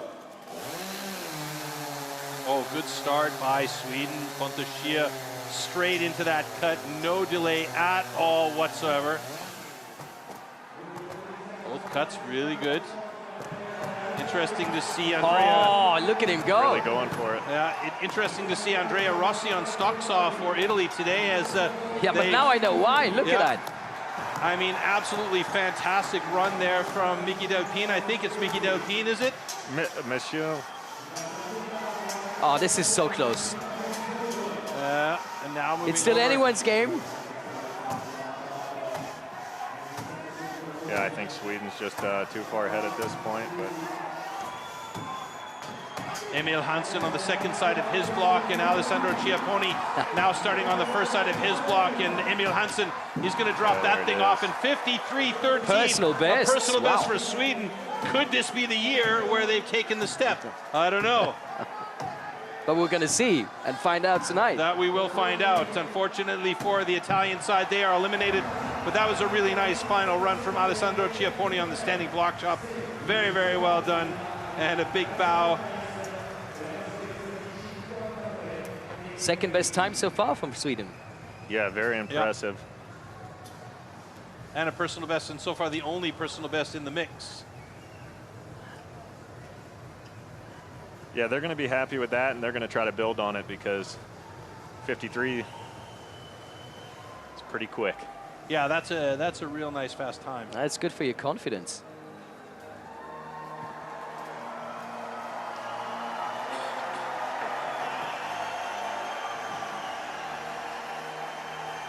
There it is, the big goodbye.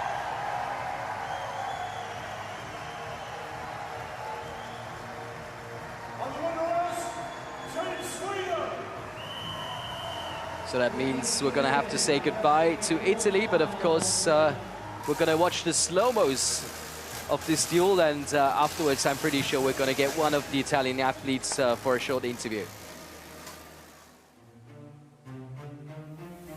Here it is, 2 clean starts. Sounded to me like Italy was putting a little too much pressure on their saw, but might only have costed them a couple of tenths there, so not the end of the world. But you see the pace that Michel just brings out here is, can tell he really has to go for it, but he wasn't even standing up. He was just yeah. Yep, and Ferry, he just cut so smooth, so clean. It was just too much to overcome.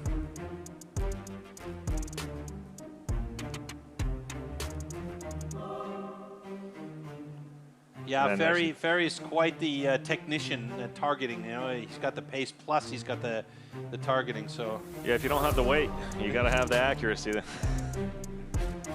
So let's find out what the Italian athletes have to say. Okay, we are here with Team Italy. They competed at home in Milano at the Allianz Cloud Arena. We have the captain here. I'm just moving to Andrea. Andrea, sei il capitano. Com'è stato gareggiare qua a Milano, in Italia, oltretutto da capitano in questi mondiali?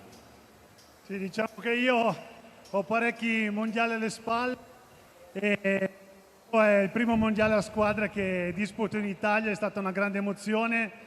Ringrazio tutti voi che siete venuti a vederci, a tifare, a vedere questo bellissimo sport.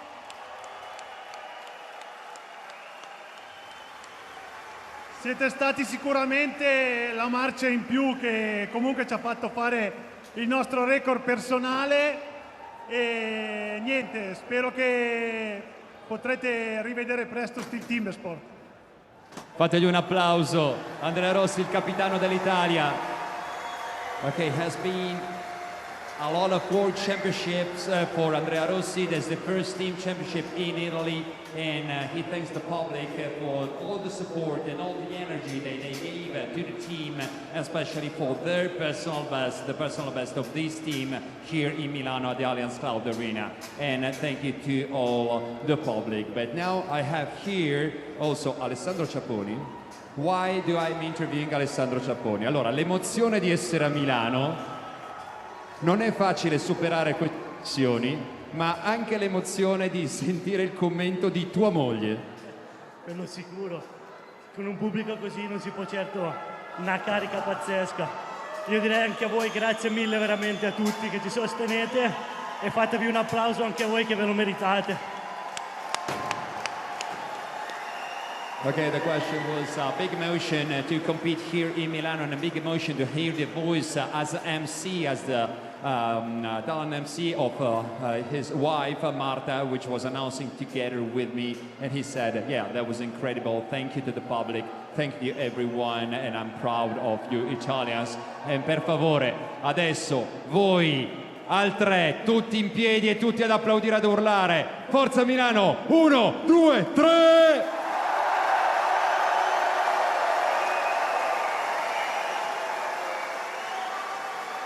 E grazie al Team Italia, Michel lo vedremo ancora domani, ma è stato con noi oggi.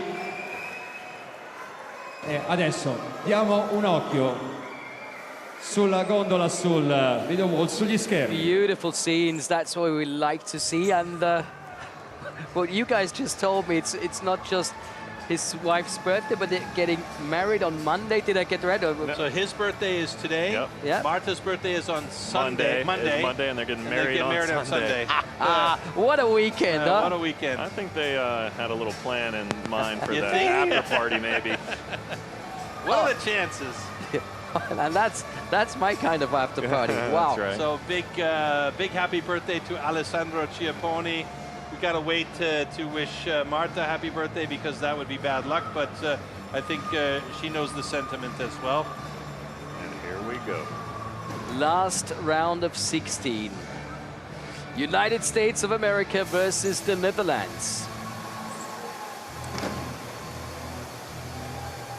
And again, it's going to be an interesting race. The people might not have saw it earlier, but Mark had trouble there in the single buck and had about 2 or 3 hangs, probably cost 4 or 5 seconds in total. So probably because he lost too much weight.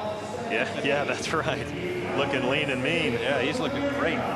Mark O'Quinn was one of the bigger boys out there, and now he's looking quite svelte and fit and ready to go.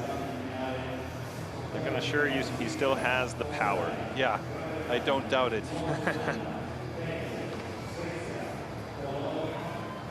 Ben Terpstra there, standing block. Just saw Red McNoll on the underhand earlier.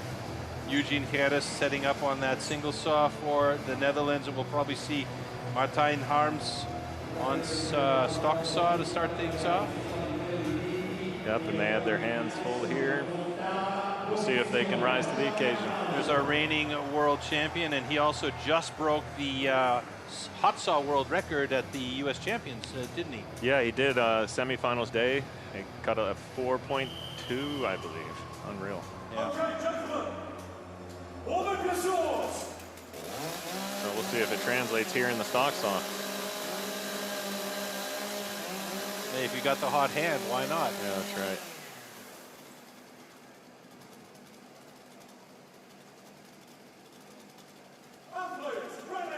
Stand to your timber. 3, 2, 1, go! Yeah, looks like a nice safe start. Yeah, Edwin Dost, by the way, doing the stock saw for the Netherlands. I have to correct that. Is a nice clean cut. Both of them get going. So now it's up to Matt Kogard to try and get through this block for the U.S. and onto the other side quickly is Red McNoll, keeping right up with Matt Kogard, but he is through and sends it over to big Mark O'Quinn, or well, not so big Mark O'Quinn. Yeah, he looks great, like actually. He's having a great time. Really, really good. They said he was looking strong in training camp, and that's showing there. Eugene Gerrits now getting through on his single saw, but they've already sent it over to big Jason Lenz. And Jason saunters around to the other side of that standing block and starts to get going on the second side. It doesn't look like they pushed themselves too hard in this one, as they dropped the block in 55-47. But looking strong indeed. Netherlands might well have a decent time here as Ben Terpstra starts getting going on his second side of that standing block chop. Yeah, I think after mishaps in the morning, you kind of just got to go out there and chop your race and take your time and just do what you have to do. And well, he can see it. He can see it. And there it is, 122.30. So no PB for the Netherlands on that one, but they are through. Unfortunately, eliminated from competition here in this round of 16, so we will not see them anymore. And there is a very, very close check on the. But a quick check, so yeah, it didn't seem like that they needed a long time. Yeah, so overall smooth run there by them. They should be pretty happy with that. Even if there was a 15-second penalty by the U.S., they still had enough leeway to be able to make it through on this one. And the winner is Team USA! There you have it.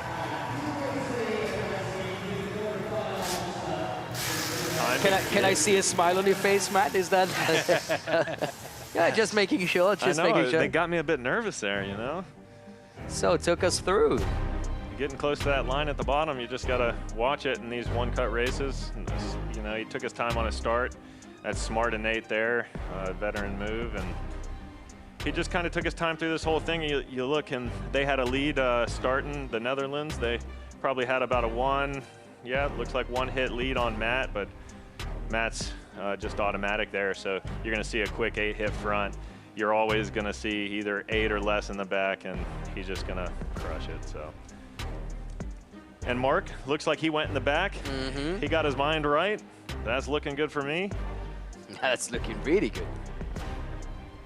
And then Jason just needs some pressure of the race, and maybe he'll get himself going here. But looked nice and smooth, just did what he had to do and got it off.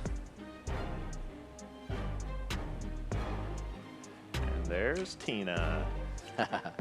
Enjoying herself, huh? Yeah. Super Our fan. biggest hype woman. Shout out to Tina. All right. And that means we're ready for the quarterfinals. Switzerland versus Australia. Great Britain taking on New Zealand. Belgium versus Sweden, and Poland against the United States. Like that. Yeah, it's going to be interesting, that's for sure. Yeah, as we get closer to those final rounds, moving into this quarterfinals here, I mean, you know, adrenaline's got to play a role, right? Yeah. You know, you're going to see it start to ramp up a little bit as we get closer to it. Yeah, I think so. And it's the guys that can use that to their advantage that you're going to see pull out of this round. Right. So you got to go in there with a calm mindset and a confident mindset. So you got to do your best to not let it affect you in there. So we'll see if they can do it. I like Calm that, actually. mindset, but adrenalized muscles. Like, yes, let's do it. Come on. It's as simple It's as a that, skill. everybody It's at a home. You know, it's yeah, like, right? Can you be hyped up and calm at the same time? Can That's you? the question. I love it. Well, we should look forward to good races with the USA and Poland there. That's going to be a tight one, I think. We'll see how Poland if they can fix themselves a bit and bring it together to beat USA. And because we always talk about USA, we're going to see them head-to-head against Switzerland in slow-mos right now. Yeah. So maybe that's one you want to watch closely, and tell us why USA is still in the game to beat Australia maybe today. Yeah, maybe. absolutely. Let's see. Oh, I like this shot here. Yeah. So you see, again, we train them in the stocks on. Nate's just taking the safer play there, which, as he should, be in the first-time stock sawyer there for Team USA. But Matt Koger is just so smooth, so automatic on the underhand. I mean, you see it there. He reaches all his wood. He has no trouble driving it off. In fact, he probably wanted that to come in 7, so we'll see if he can speed that up later. An incredible accuracy with that pace as well. It's unbelievable. Yeah, that's right. And then Mark is just the strongest man, so you're going to see him just grit through every log. And oh, you see that little piece flop up. I'm surprised that wasn't a deal for that single buck, but yep. And then there's Jason, which again, I say he'll hype himself up for these later rounds, but this is just him taking his time, making sure every hit's right, making sure his axe is working and he's happy with it. There you go, looking at it. Try and sends the block over to the other side. Yeah, to, you know, get a little extra advantage. Yeah. And good for Switzerland too, you know, just stepping their game up every year and bringing more to the table. So, speaking of stepping the game up, we talked about it earlier.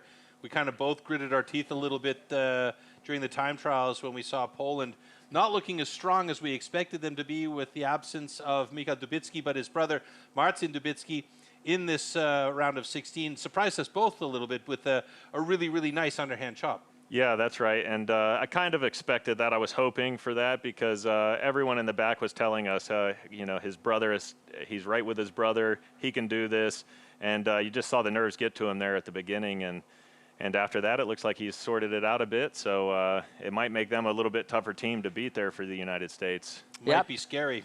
Yeah, I look at the quarterfinals. There's a bit of scareness in there. Switzerland, like we just said, having to step up their game a bit because Australia is waiting. Great Britain taking on New Zealand. Belgium against Sweden. And finally, then we're going to see Poland against the United States.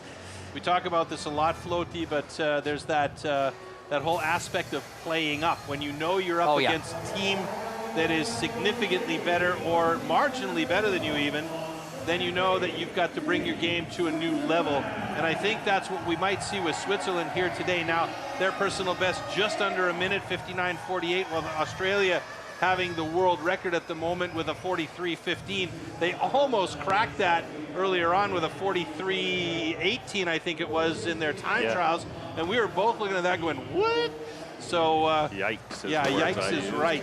It'll be interesting to see if Switzerland can come to the table and use that playing up headspace to try and get themselves perhaps an even better time. But that's the beauty of being on the same stage, you know, with one of the top teams.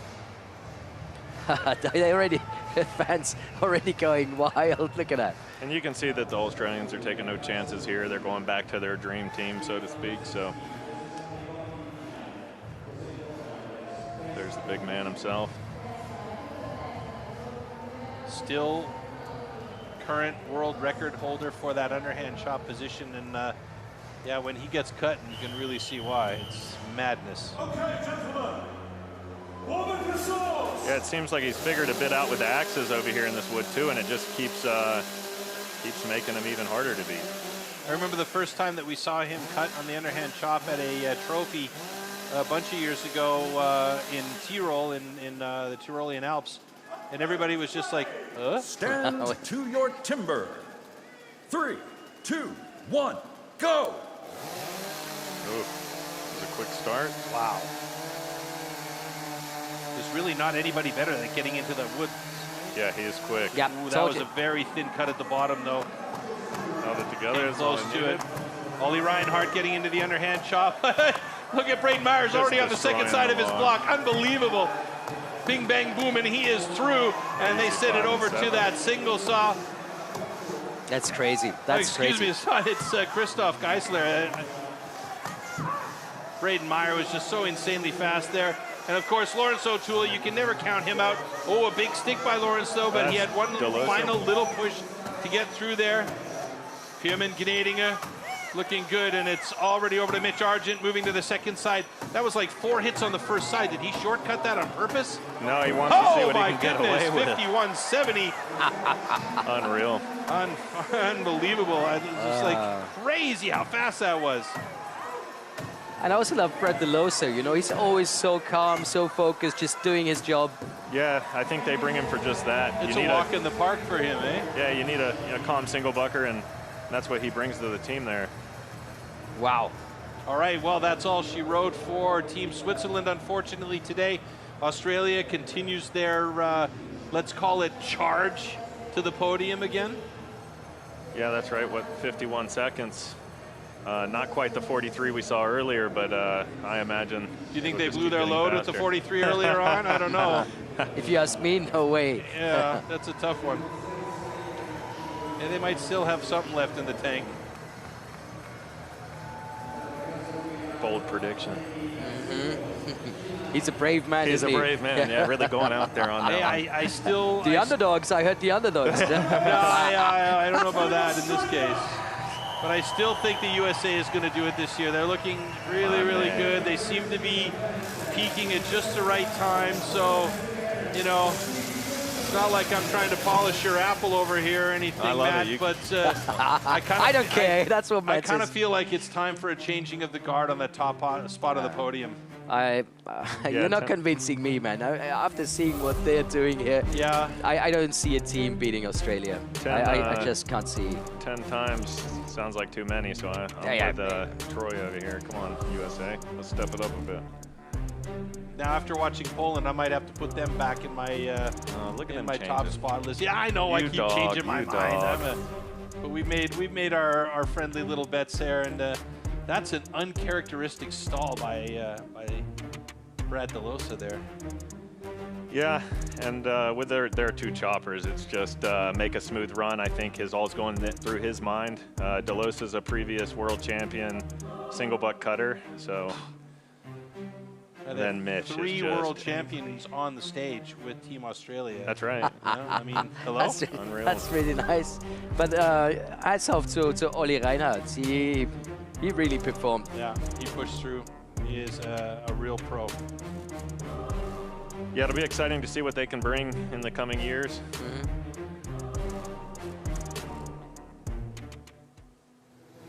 Ah, there it is waiting. It's what they're all waiting for.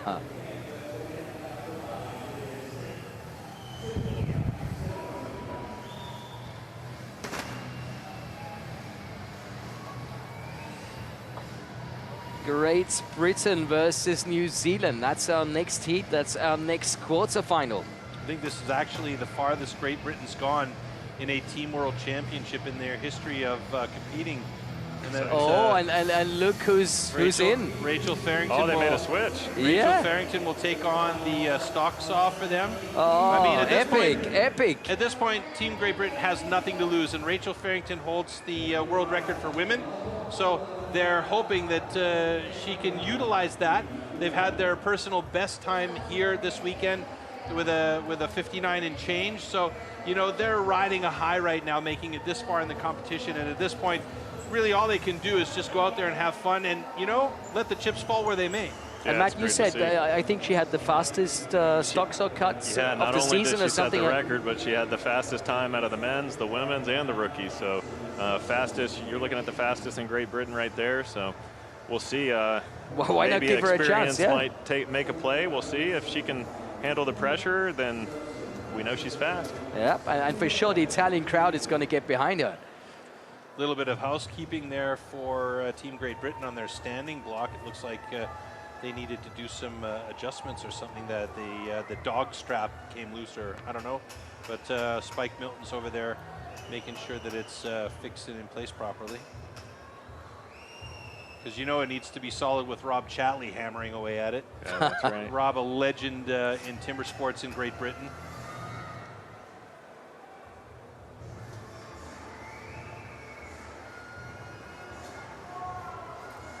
This is one of the things I really like about the team sport as well. You can bring women into this and still have them compete at the highest level with the men, and none of that whining and complaining about, I was up against the men, I couldn't handle it. I mean, Rachel Farrington is better than a lot of the other men that are out there. It's fantastic. Yeah. It's a really nice thing to see. We saw that also with Team Sweden, as well as what was the other team that Denmark. Denmark, exactly. Denmark, yeah. That's right. So I mean, we've seen that a few times. It's a nice thing to see. Okay, so that's what you were talking about. Yeah, and it shows you how even the stock saw is too. Anybody can be good at it. You practice enough, you get used to it. Yeah, and like you said, it's about technique. Yeah, well, I don't know about that, but you said it's about technique, because we mentioned this a lot. It's not about power, you know? It's about being able to get it into the block and really read that motor, listen to it, feel it, and know that it's running clean and you've got good push. Yeah, it's very important to feel them out. You can get really heavy on them really quick, so.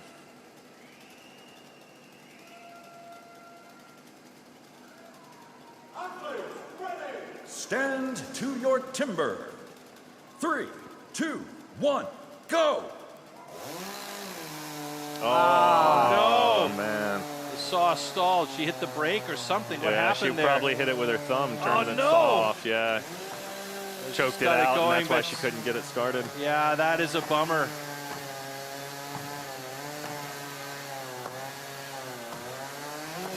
Oh, you can see her actually curve the saw on the bottom as well. Yeah, a bit nervous that hurts after for Great that. Britain. Yeah. Oh, that is really, really a tough pill to swallow.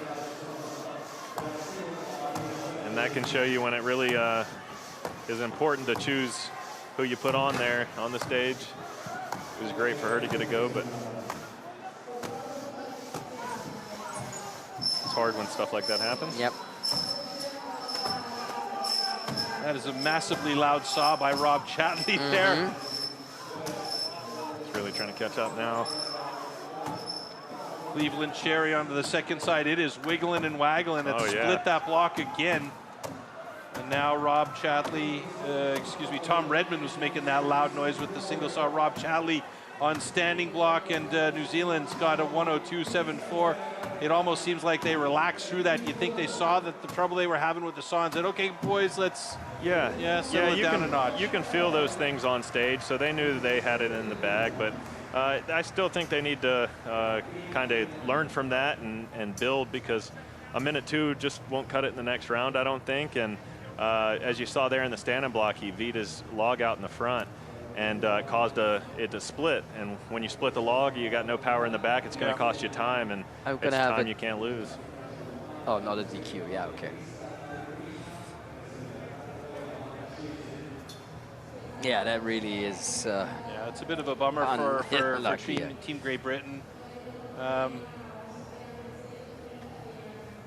that's the way it goes. That's right. That's racing. That's the way the cookie crumbles. Sorry, bad pun. But it really is the truth.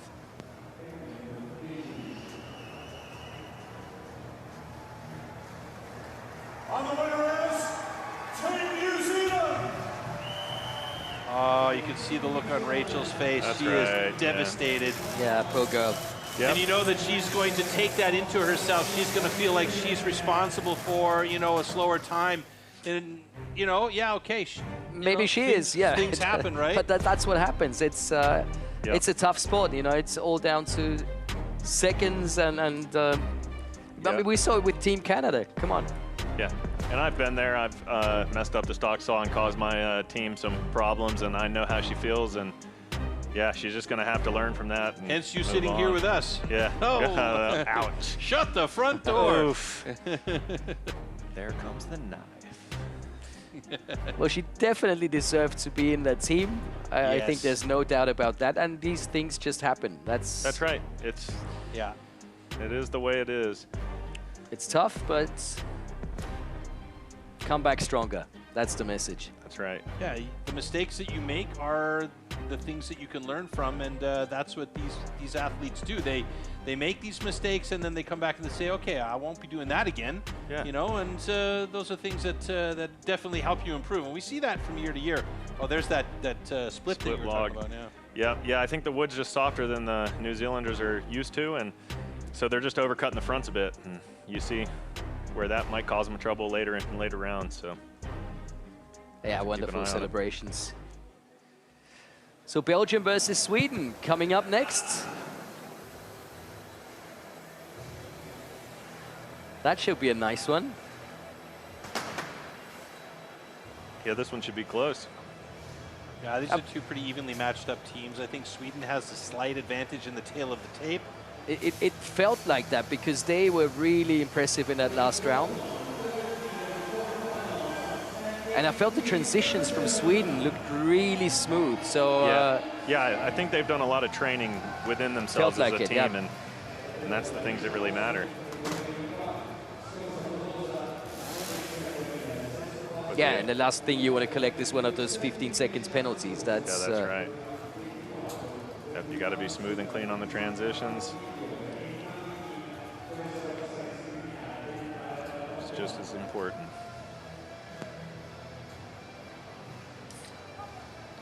Belgium also has an interesting dynamic.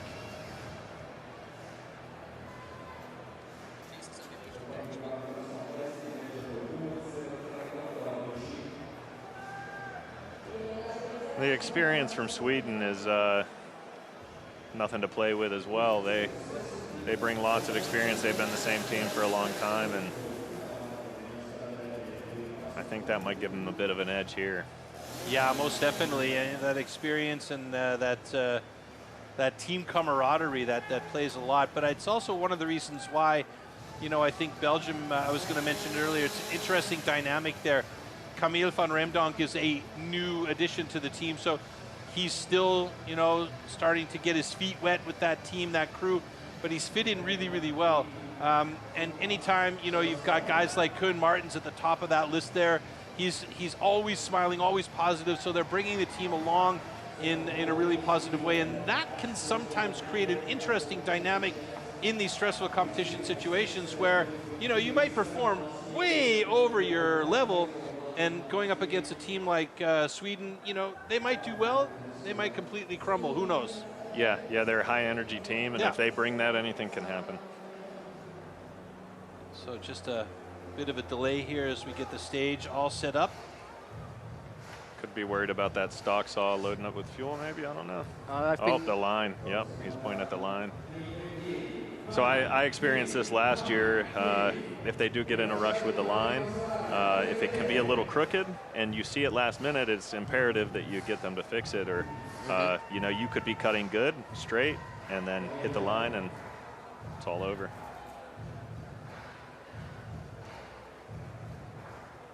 So Bart Janssen out there having a discussion with Robin Cuvillier, who is the stock sawyer for Belgium. Seems like looks like he's good with it. He's discussed him out of the change, and yeah.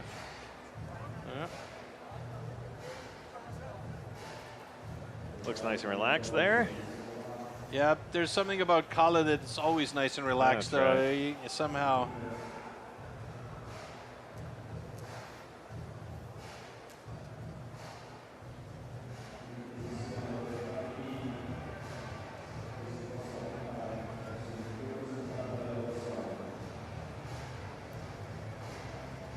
So Matt, is that something that might get to one or two of the athletes to have that extra weight? Oh, absolutely.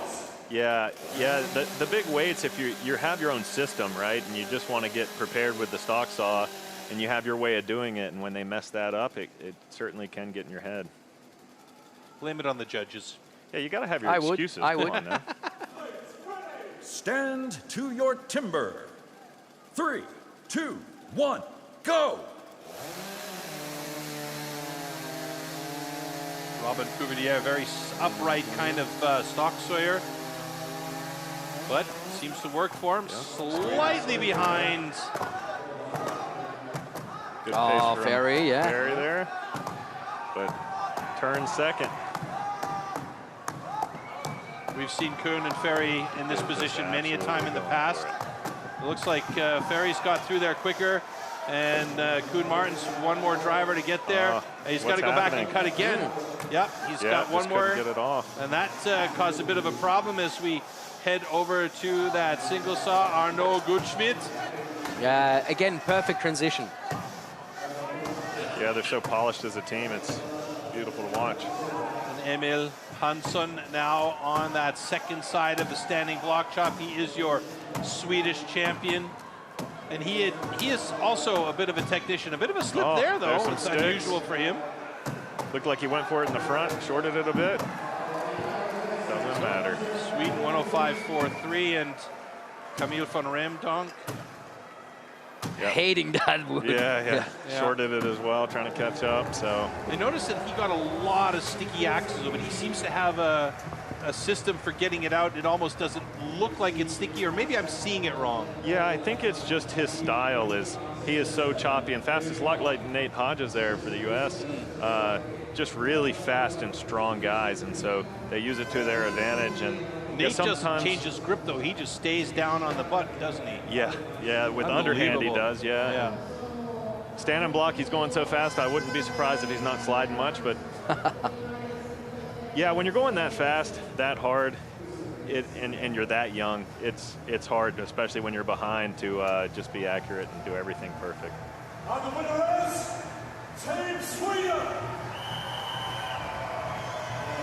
Doing what they needed to do. That's right. And it looks like they might need to stay in their fronts a little longer in the stand and block, and might shave some time off there. So that's something they'll be thinking about here coming up into these next rounds. Gets a little bit of a lead here in the stock saw, nice and smooth. With Ferry's pace and accuracy, he's going to have no problem with this log. Very different tactics. It's very interesting, yeah. Really early. You see Ferry staying in the front. He's really getting all the wood out there, and it looks to pay off as he turns second but finishes first. And then once they get that big of a lead with a big man like Kalle, you're in trouble. And I honestly thought that Emil might give it away there by cutting the short front, but maybe he's just trying to see what he can get away with in this wood for tomorrow. You never know. It's a bit more of a closed face on that first side as well. Yeah. He opened it up a bit more on that second side.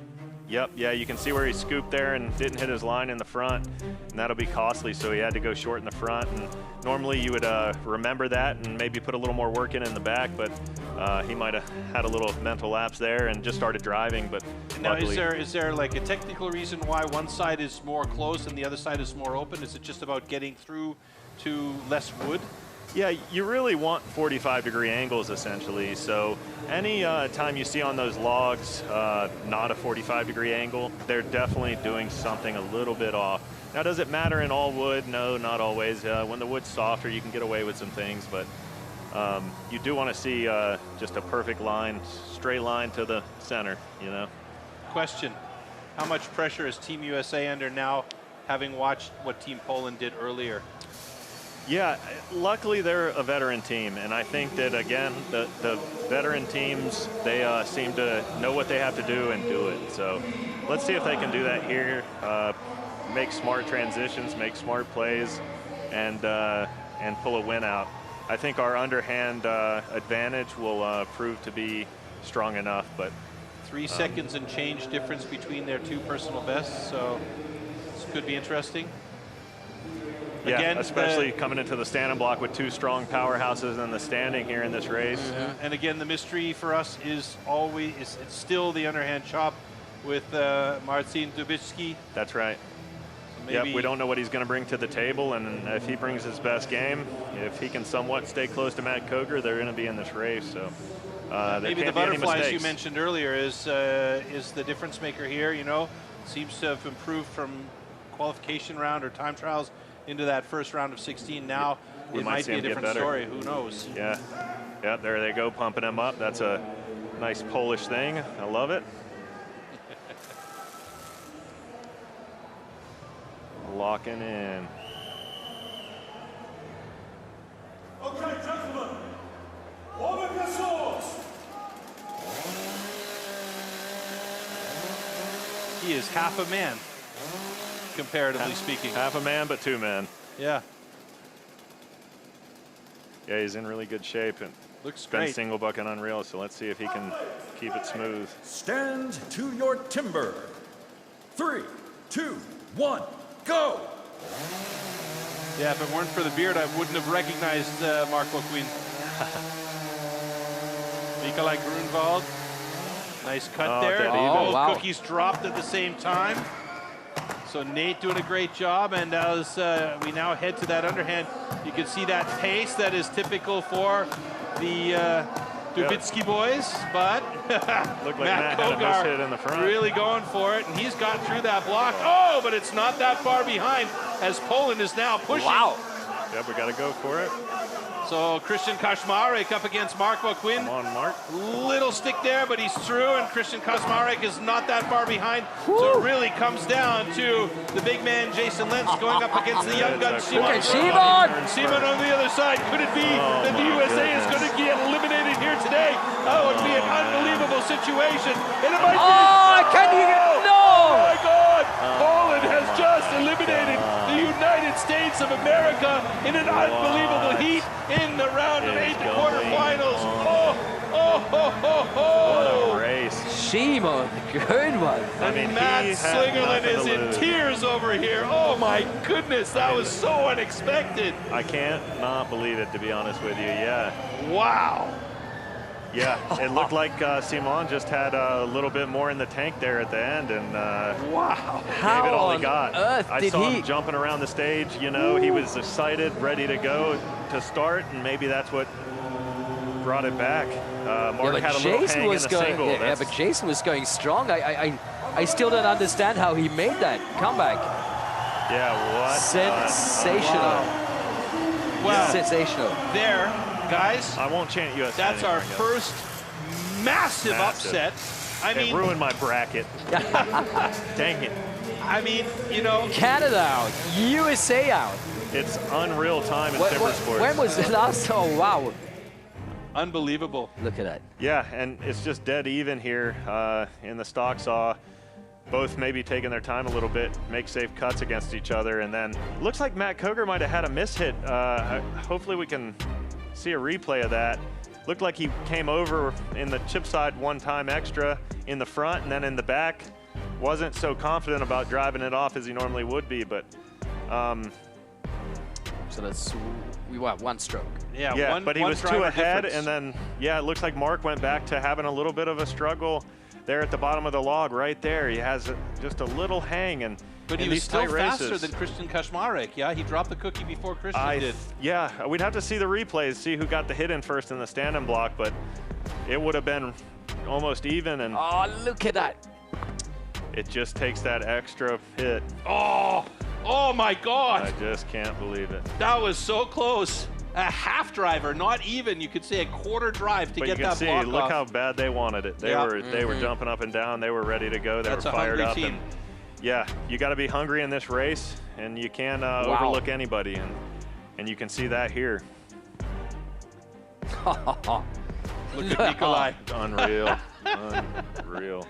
So that'll be a momentum swing there. So we'll see how Poland can use that to their advantage. I might actually have to change my my bracket completely. Yeah, can we both? Jeez. I thought you had to have to change his shirt because he was so excited and sweaty. Ripping my sleeves off here. Boom. My goodness. I mean, I knew Poland was good. I've known Poland is good. They've been on an upswing for the last few years, yeah? You could definitely see the skill level there.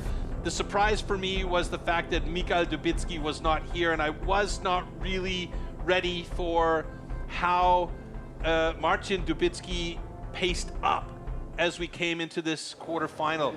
That was the thing that was really, for me, mind blown. Yeah. And guys, we're going to see a European team in the final. That's right. Because Sweden team versus Poland. I don't think this has ever happened before. Yeah. Yep. You could see 2 podium finishes by Europeans this year. It's a possibility. Oh man, and a good one with the teams that are on the. Oh yeah, there, for sure. So. But I'm gutted for your guys because no, you're not. No, you're not. I am a little bit. Come on. I mean, after I made my initial investment in Poland and thought, oh, Marcin, maybe not. I put USA as winning it this time, and I said there needs to be a changing of the guard. I didn't think the changing of the guard would happen in the quarterfinals, though. You know what I mean? That's right. Look at that, the crowd going wild here in Allianz Cloud, Milano. Get pumped up. Wow. Fully sold out on both nights. So, yeah, there's a lot of people here that are really, really looking forward to some fantastic timber sports action. And I'll tell you what, they've been treated to it here tonight. We've got a classic matchup coming up here, Floaty. Yes. Maybe not quite the same one as we're used to, but nonetheless, should be interesting. I mean, that is a semi-final that you could expect. Yeah, New Zealand versus Australia, that is not a surprise, but to know that in the other semi-final, Sweden and Poland are going to be competing, wow. Yeah, they got to be proud of themselves there, that's for sure. Yeah, and then the Kiwis, the young Kiwis, now getting the possibility to show what they're made of. Yeah. Nothing to lose, if you ask me. Yeah, that's right, and they've really held it together today.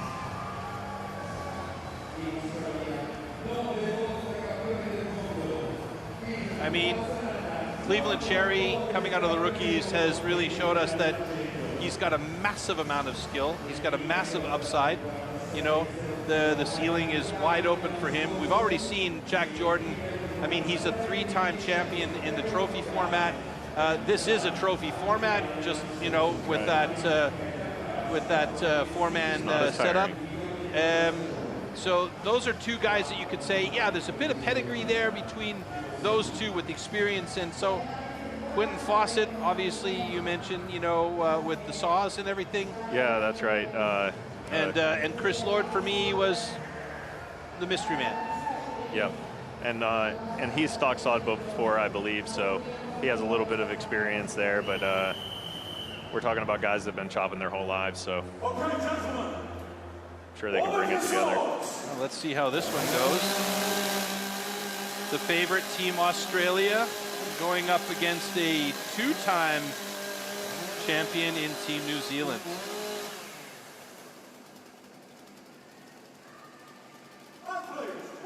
Stand to your timber. 3, 2, 1, go!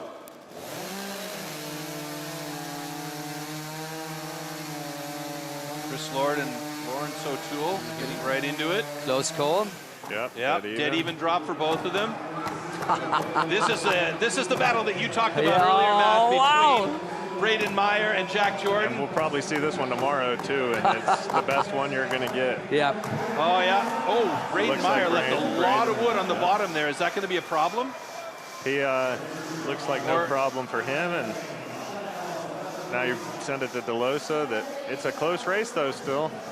Quentin Fawcett looking good there. DeLosa dropped it. Quentin Fawcett still got a little bit to go here as now Mitch Argent gets onto that second side.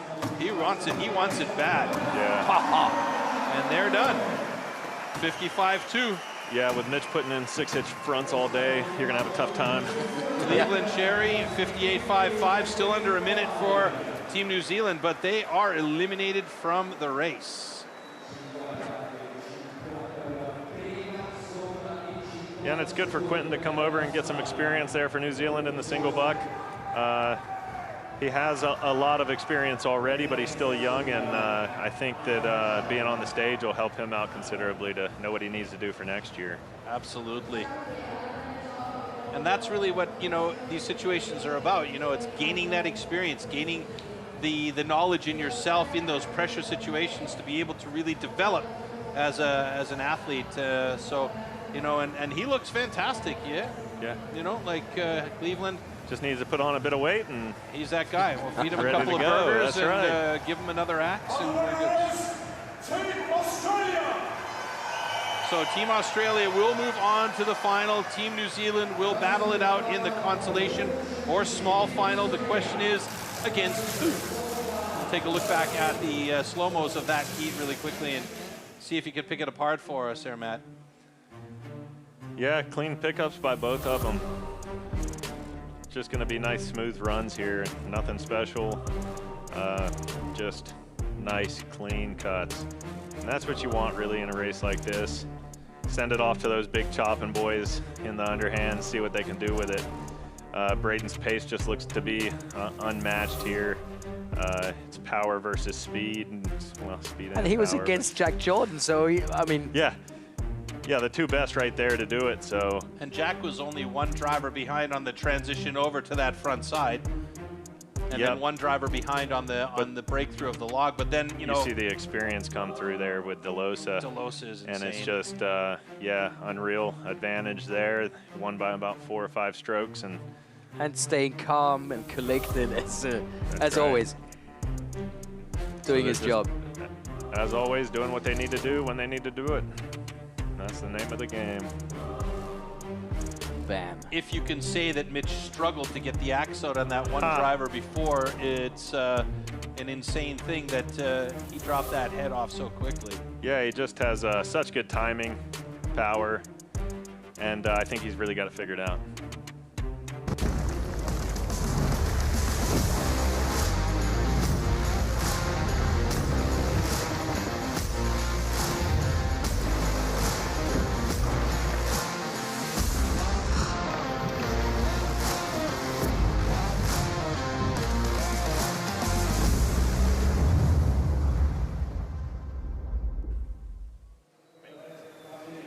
Oh boy. Oh boy, is right. I'm getting a bit nervous now, to be honest. Me too. This is historic. Yeah, it's going to be good to see a European team get it done, and I think that that'll only raise the bar even more here in the future. So. But I mean, both of these teams know that this is epic. This is a first timer, and the chance of Sweden beating Poland and Poland beating Sweden, you know, it's realistic for both teams. So, but if we really look at the situation, theoretically, we could have 2 teams from Europe on the podium because we also have the battle for 3rd place and in they're that both small strong final. teams, that's right. So whoever doesn't get through this one is going to have a battle against New Zealand in that small final, right? Oh yeah. Yep, that's right.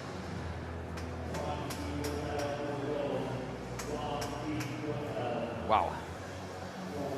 This is going to be a race here. Nothing against Martin Dubitsky because I really didn't know much about his chopping abilities up until this point. But I never expected to see Poland in this position.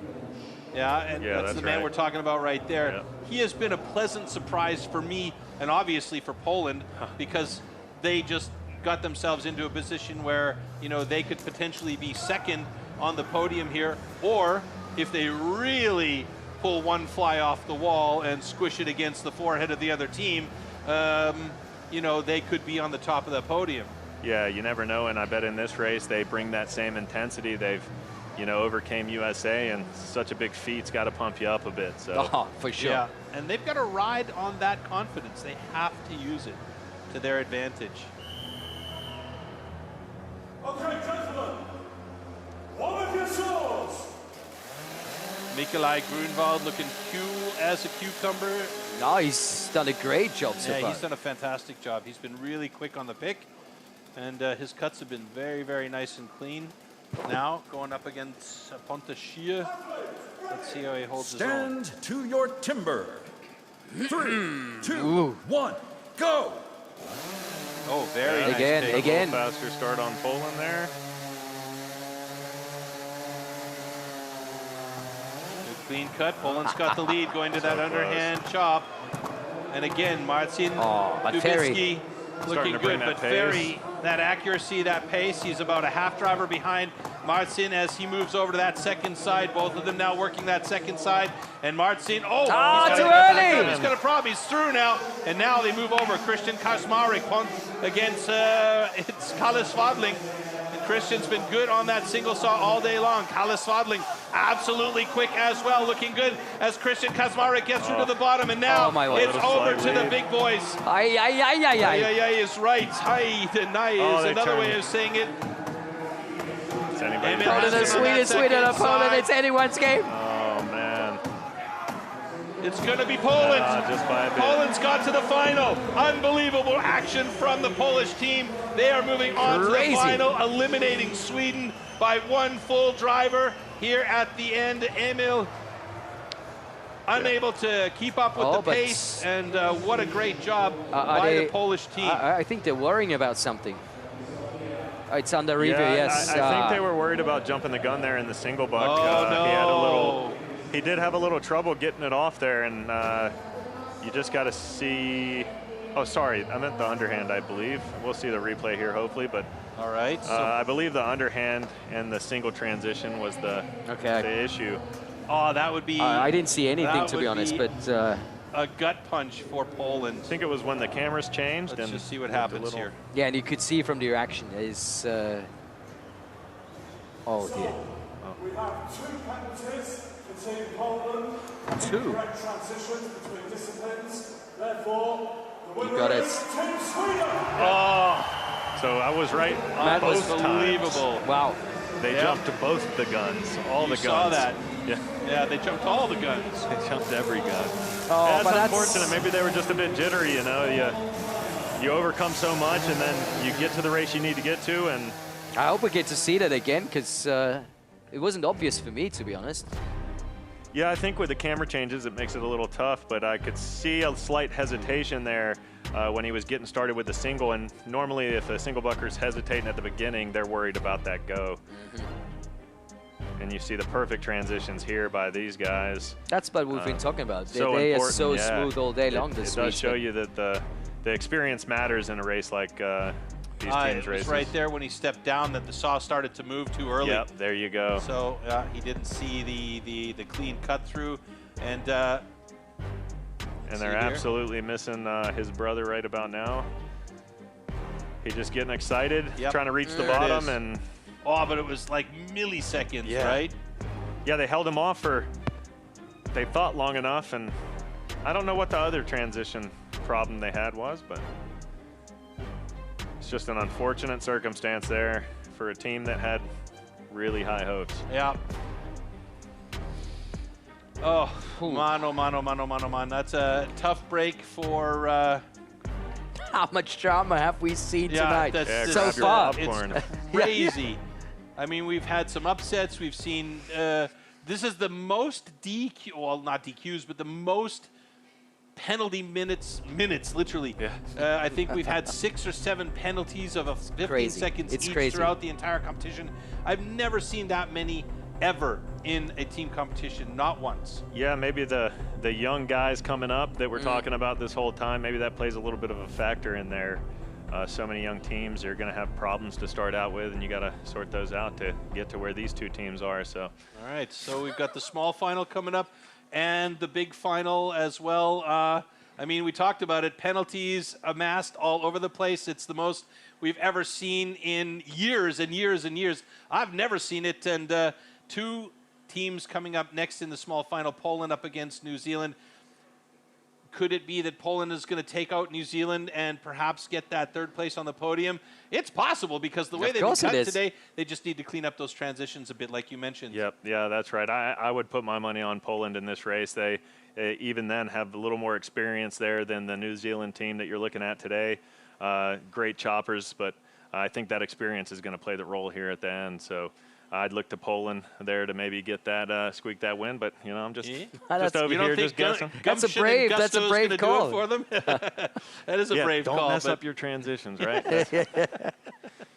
All right, so it's going to be an interesting small final. Then, of course, we have the big final coming up. That's you know, an epic one, because it's the first time in, well, forever that we've had a European team making it to the final. Yeah, the first time that I know of. The Polish made it, got second when they had a three-man team, I believe, in Liverpool, but that was 5-6 years ago, and that's the only other time, yeah, and this will be the first time Europeans will be double podium for sure, as far as I'm concerned. So, yeah, it's exciting. It's exciting. We're not there yet, guys. You know, and I think to calm us down, we need to talk about the off-season.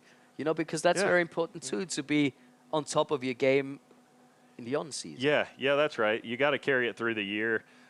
Training is really important in this sport, and as you can see on the stage, it matters. I mean, these guys are making you know, split-second decisions, and one mishit matters. One pickup wrong matters. The weight you put on the saw, it all matters. So it adds up quick. If you're not training every day, training as much as you can, you're not going to be at that top level. And if I talk about off-season, does anyone come to your mind, Troy? Off-season? Mm-hmm. Well, off-sales, maybe, but not off-season. well, take a look at what I'm going to show you now. Show me.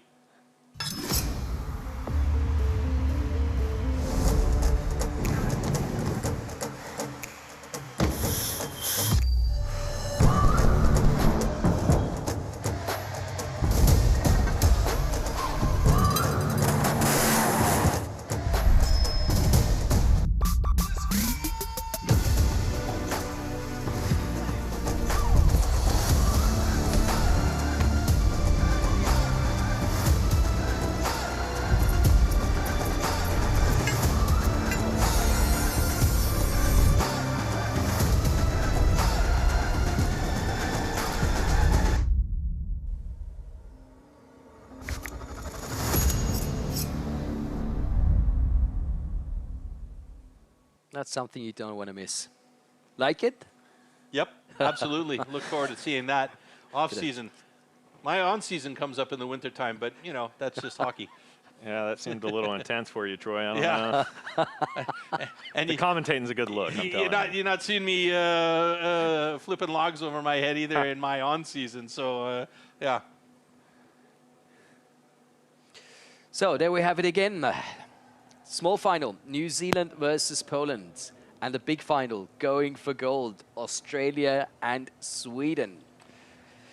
You guys ready for this? First time for Sweden here, actually. So that's going to give them a huge boost. No matter what happens with them today, they're going to have a second place. Oh, there are the medals. There are the medals. Yeah, but they could get up there and take that top spot. But Australia is just so devastatingly good, and they just seem to get stronger as the race goes on. It's insane. Oh, that's a nice view. Here they come. Here comes what we've all been waiting for. Oh, yeah. So, Matt, your prediction is going to be Poland taking it from New Zealand? Yeah, I got to make that call. I think I'm with you on that one as well. Because Poland's going to be cutting angry in this one because of those mistakes they made in the previous So I'm going to go against you two guys. Perfect. We needed a little competition up here. Since I don't get to compete, I need something going. Well, we can have a thumb war afterwards, oh, right? yeah, perfect. Little thumb wrestling. Yeah. We'll have the thumb wrestling world championship between our staff in here, and let's get ready to thumble. And I didn't know it got that serious, but you have no guess idea. I'll get filled in here later. Welcome to the team. Yeah. But I definitely think this is going to be a really close one. It will be, yeah. I think the single buck's going to be really important here because Quentin's going to have to really step it up against Poland. Yeah, Christian's been really, really solid in the single all day long. Yeah. I mean, Quentin, no slouch. No slouch. We've seen some fantastic runs from him. And Christian, we've seen a couple of times where, you know, he's worried a little bit and kind of shortcut that on the back, right? Yeah, yeah. And I think he can bring the pace. It's whether he can get the stroke count down. You want to know why I'm going with New Zealand? Because you don't like us. Yeah, that's the first reason. And the second reason is that the Poles have had like 3 runs within 20 minutes. Yeah, good point. I didn't think about that, but that might make that for sure, small difference. Yeah, I mean, and a lot of mental going on there. You win a huge race and then you lose a huge race and you're right back into it. It's either that, it's going to drag you down, or it's going to give you that angry fighting spirit. Let's see. Stand to your That's timber. you, Troy. 3, 2, 1, go! Yeah, quick start by Poland there. Yeah, Nikolai Grunwald got on that saw real quick. He's been solid all day long. They're quick to it. Heading to the underhand it is that close call. Marcin up Looks against like, Jack Jordan. Jack to the other front. side. Yeah. Oh, Marcin right there with them, though. Look at the pace between these two guys here. Jack's through. Marcin got a couple more to go, and he's done it now. Again. He did it again. No, I think they're okay this time, though. Yeah, I think the transition was okay this time because we saw Nikolai there. Yeah, but he stepped off again before he just finished. wasting time is all. Oh, big push. Zealand. Christian Kaczmarek, and now no way! Simon You're going to be in Grunwald, trouble. Cleveland Sherry going against these guys. Simon Grunwald over to the other side. Oh my goodness, look at that log just fell apart. And there he's done it, 53.99. If they do get 59.89 for New Zealand, if they do get dinged here, I don't think they're going to get dinged Poland for their timing. I hope not, at least. Yeah. But wow, that log exploded under the power of Simon Grunwald on the standing block.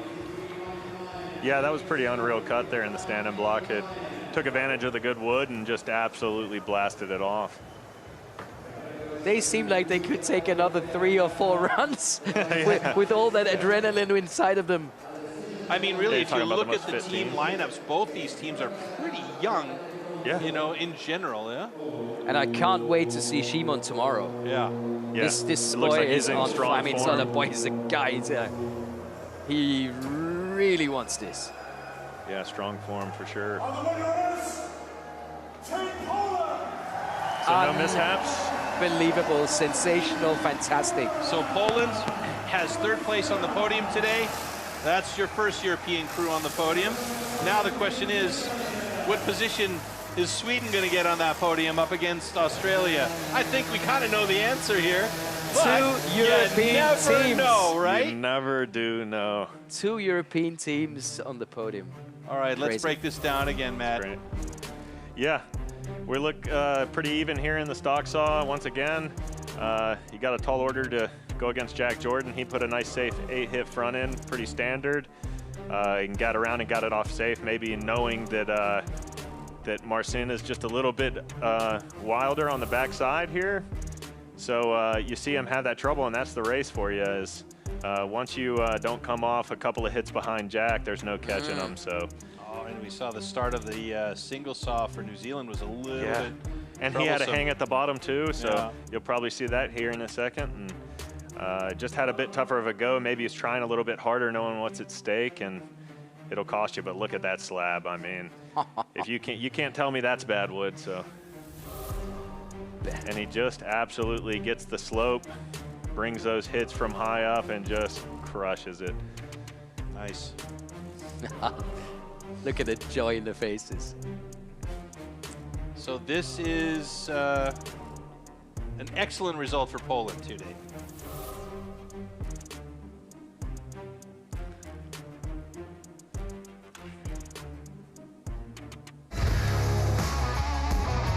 Stand to your timber. 3, 2, 1, go!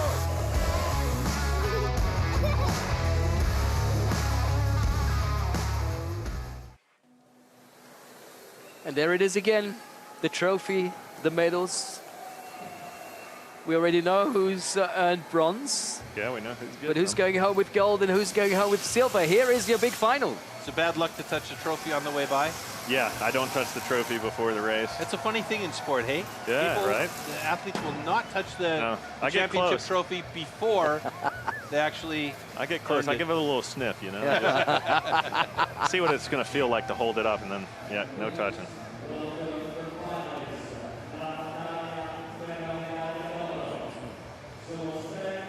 Maybe I should start taking selfies with the trophy, and it'll just come true. That might help, yeah. Maybe that's the move. That's a positive reinforcement, you know. So Matt, what do you think? Is Australia going to go for a world record, or are they going to play it safe under inverted commas? Because, I mean, I think they are the clear favorites. I think that you have to, if you're Lawrence O'Toole, play it safe because time penalties will matter here. So I think he will personally play it safe. I think there's no playing it safe after that. I think they absolutely destroy their I don't logs. think they can play it safe against Sweden there is because no- they're going to be highly motivated, and you know they've got some excellent talent on that side. Yeah, Lawrence's experience, you're going to see him know his guys, know what they can bring, and just make a nice, clean run, I believe. And but they're going for gold, not for a world record. But they're if you going ask for me. gold and not for a world record. I agree. That's what I would think. And that would be smart of them to do. When you're going for world records, bad things can happen. Right. You want it just to happen naturally. An organic world record is what we saw last year, 2 times in a row, in fact, and that was their 9th world championship as a team. This potentially could be their 10th, and that is a to your timber. An amazing feat. Unbelievable 3, team. 2, 1, go! So there's the safe pickup. He's got it in the wood nice and clean, so you're going to see him just fly from here. Slight lead for Swan Sweden. gets into it. Bradenmeyer off to that second side quickly, as always for him. Oh, what a fantastic transition by Ferry Swan. He hopped and hit right away, but he is pretty well behind at this point now. Brad DeLosa doing what he does best. Kalle Swadling right there with him, trying to catch up to the legend from Australia. Brad DeLosa's through and passes it off to Mitch Argent. Oh, with a hang, too. Kalle Swadling got that last little piece off the bottom, too. It looked like he was maybe going to break off the cookie, but he stayed with it. And Australia has it in 47.84. Like you mentioned, no world record, but they are 10 times world champions. Unbelievable. Sensational. A great time, a sensational time for Sweden. Well under a minute there, and they are your silver medalists, and that's probably their best result ever. Yeah, absolutely is. And good on them for that, and what a good race to try to be a part of. So I'll look for them to build later. I think they'll be hungry after that one. So yeah, for sure. You can be super proud. I mean, Yeah, the closer you get to it, the hungrier you're getting. But you tell the Swedish team before the competition starts, you're going home with silver, they would have loved it. Yeah, that's right. Same with Poland, just being on the podium. It's an amazing thing with all these teams out here. Anything can happen, and getting on that podium is nothing to laugh about. And only one overseas team on the podium is... Shocking. Okay, I would have said that, but yeah, maybe. For me, at least. Yeah. I mean, it's okay, let's be honest. It's not a massive surprise that Australia is your winner once again. They're just so solid. Their team dynamic works through and through. They're always bringing in guys that seem to complement the skill set that they need to be able to continue being good and being solid and winning and winning and winning and continuing that tradition on. The surprise for me today was the exit of the USA, the early exit of Canada, you know, and the way that Poland came from, I'm going to say, pretty much behind after the time trials to be in the position they're in now, in 3rd place on the podium. And that's the first time where we're seeing 2 European teams on that podium. The last years, it's been the USA, Canada, and New Zealand dominating those positions up there on that other spots on the podium other than Australia. And by the way, there's the slow motion of that winning race. Yep, it's going to be a beautiful thing to watch here on the Australian part. They're just going to make clean, smooth cuts. They're masters at knowing exactly what they need to do and when they need to do it, and they bring it to every race, and so that's what you're seeing here. So what could have Ferry done differently on that to get him a couple of notches ahead to keep up with Braden Meyer, if that's even possible? Yeah, I want to say gain 150 pounds would be my best bet, but that might be hard for him to do. So I'm going to go with in the front of that log, he could have got his bottom wood out a little bit better. I saw a big wall of wood there at the bottom, and I think he probably was just knowing that he's going against Braden, and you have to put your all out there and maybe skip a hit or two, and either it works or it doesn't. And in this case, it just didn't work out for him. The intensity there. Yeah, they gave it all. I mean, yep. Nothing to complain about, and for sure happy faces on both sides. Yeah, Great just getting pictures. to that race is a hard thing to do. It's great for both. So let's hear what they have to say. Here with Team Australia, 10th time world champions for the team championship. There was an incredible event, an incredible performance. How difficult was also to enter this arena knowing to be the team to beat? Yeah, you know, it's pretty hard to back the last year's win up. You know, we put a lot of hard work into it this year, and we'd just like to thank Andre Rossi for all of his help this week. You know, we were out there at Lake Maggiore, and it was a great area to train, and, you know, we can't thank Italy enough. You know, it's a great country. È stato sicuro, facciamogli un applauso.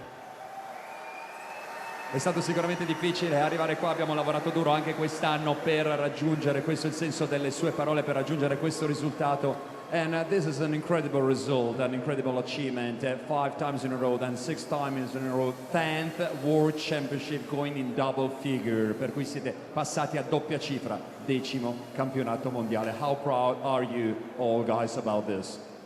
Yeah, no, it's definitely great to win, and even better to win with these blokes. You know, we've been a team for a while now, and they make it really easy to get the job done. I'd like to thank Stihl Australia, our helpers, Bruno, Renee, the team and the crew. We've got a great package here from Australia, and we always bring our best. Sono senza parole, sono veramente molto contenti di tutto quello che è successo, di aver raggiunto questo momento, questo risultato. Okay, I'm just switching here because you are 4 and you are in the team, of course, with the 2 guys in the reserve. And how do you feel? How is the feeling to be part of this victorious team? Oh yeah, it feels pretty bloody good, I can tell you that. 6 in a row, 10 all up. You know, a lot of hard work goes into that. A lot of these boys put in countless hours training. You know, the whole Chopperoos, everyone that's been a part of it, everyone that's helped us train over the years. Dale and Myers from back home, Australia, sponsoring us. So, yeah, couldn't wish for a better win with these boys, and yeah, love it. Un grandissimo risultato, 10 titoli, 6 di fila, chiaramente un grandissimo risultato anche far parte di questo team, importanti anche le riserve, gli sparring partner, un grandissimo vantaggio. L'ultima domanda, just the last question, I'm just arriving to you. Do you want for yourself and for your team to dedicate to someone this victory? No, just dedicate it to a great team. You know, it's been a really great experience, and to win 10 titles, I think that's the first time in Timbersports history that any team or individuals run 10 titles, so that's great. And yeah, the Team Australia crew and all the supporters that look after us from home is really much appreciated. Una grandissima esperienza far parte di questo team, arrivare fino a questo momento. Un grande ringraziamento a tutti i miei compagni di squadra e a tutti in Australia e a tutti i fans. Fategli un applauso ancora una volta. The World Champions Team Australia!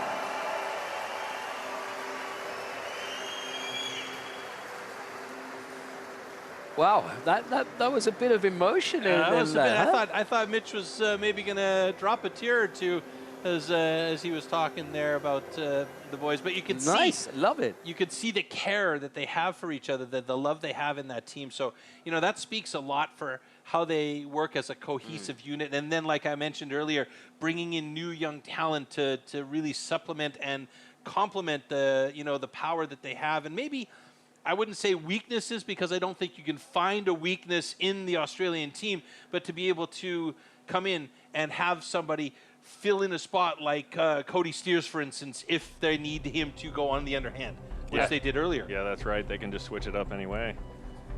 And they are strong no matter what, so. Seems like. It's super impressive every time, and maybe that 10th one got him a little teary-eyed.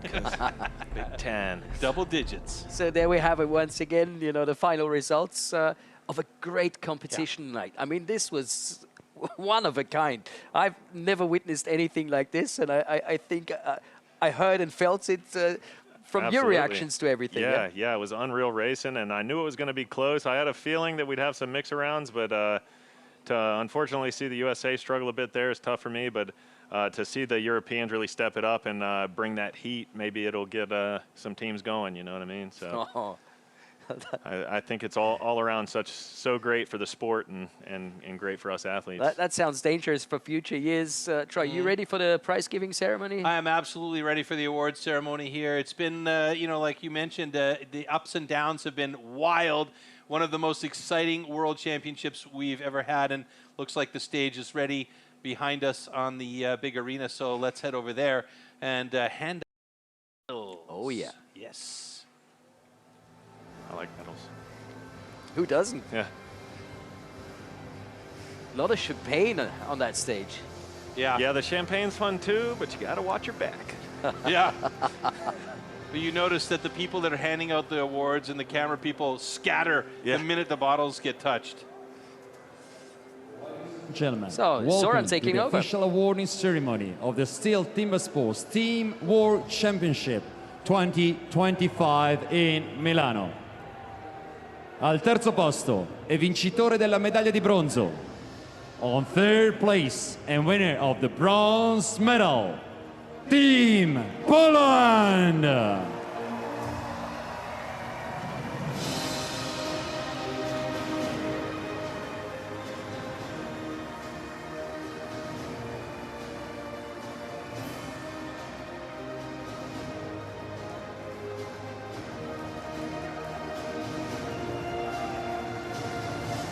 The bronze medalists, put your hands together once again. Team Poland!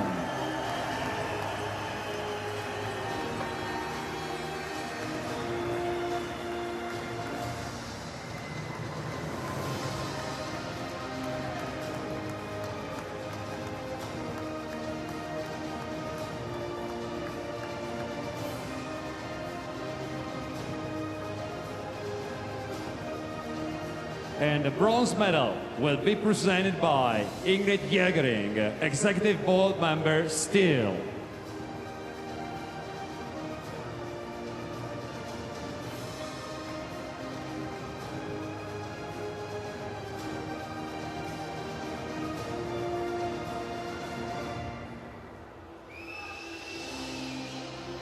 È il momento delle medaglie di bronzo, facciamo ancora una volta un applauso. Polska, Team Poland, the bronze medalist.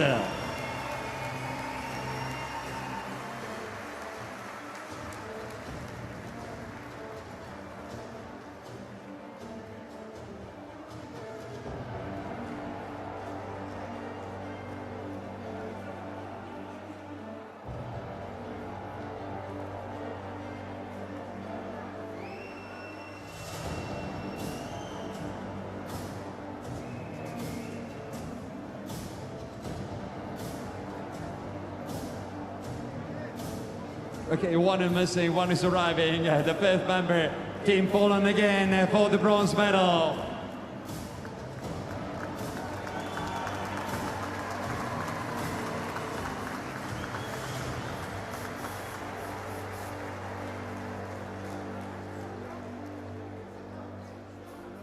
Secondo posto e vincitore della medaglia d'argento. Second place and winner of the silver medal. Put your hands together for Team Sweden! Sverige!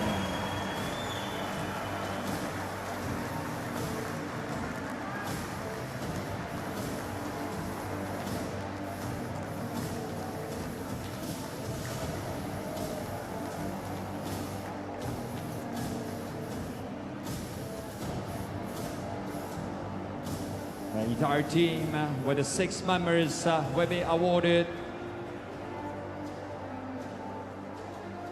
And the silver medal will be presented by Massimo Gallo, General Manager, Stihl Italy.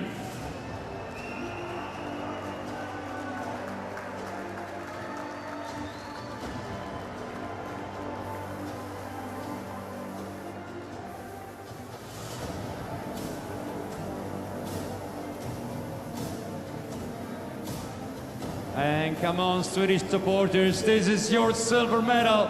Put your hands together for Team Sweden.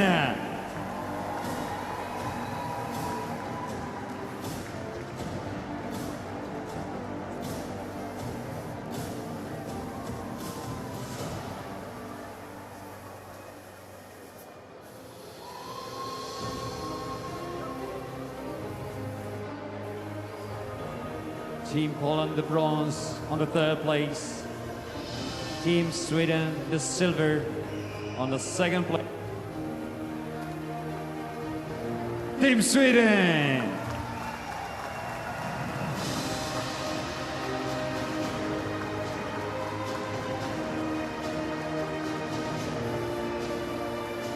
Primo posto, campione del mondo e vincitore della medaglia d'oro degli Stihl Timbersports World Championships 2025.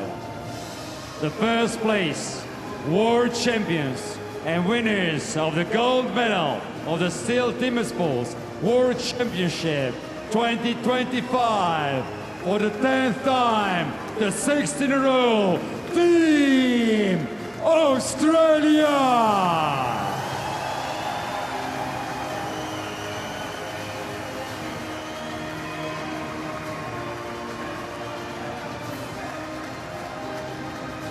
E ancora una volta per l'Australia! The gold medal will be presented by Rui Andrade, Area Manager, Liebherr Export AG.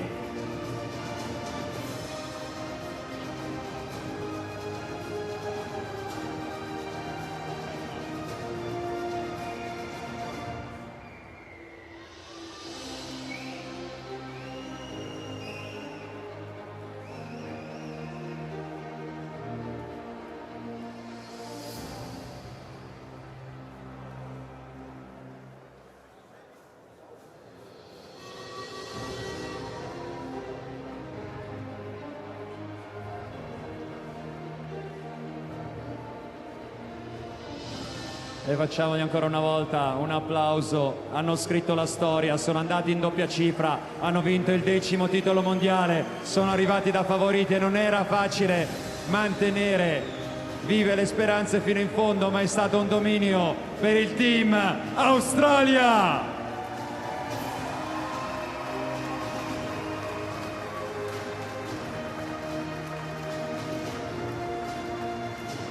With the Team Poland as bronze, the Team Sweden as silver, we are presenting the trophy to the winning team, and it's Mr. Michael Traub, Chairman of the Management Board, Stihl, to award the World Champions, Team Australia!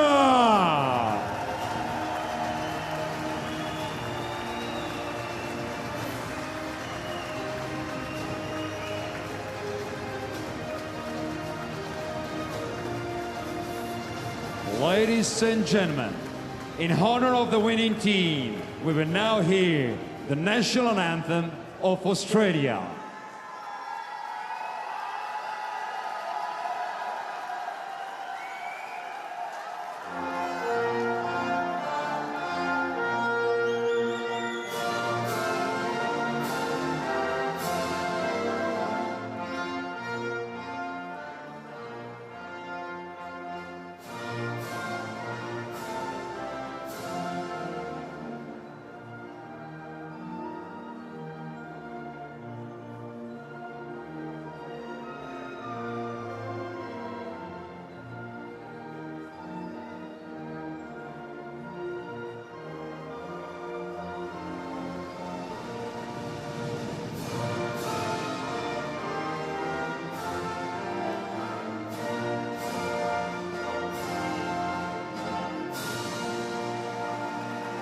It was Australia pair. Once again, Team Poland, Team Sweden, and the champagne shower for Team Australia.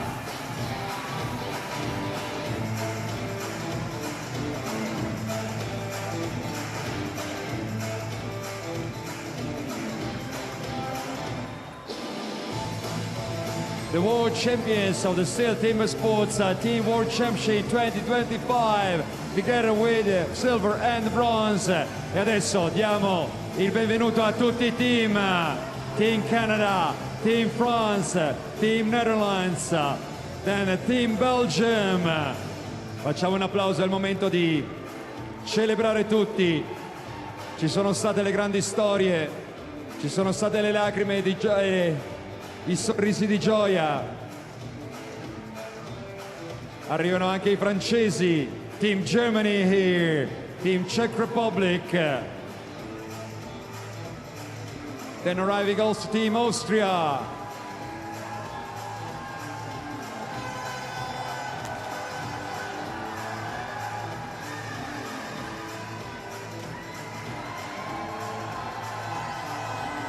E sale sul palco anche in team di casa, facciamolo in grandissimo applauso, Team Italia!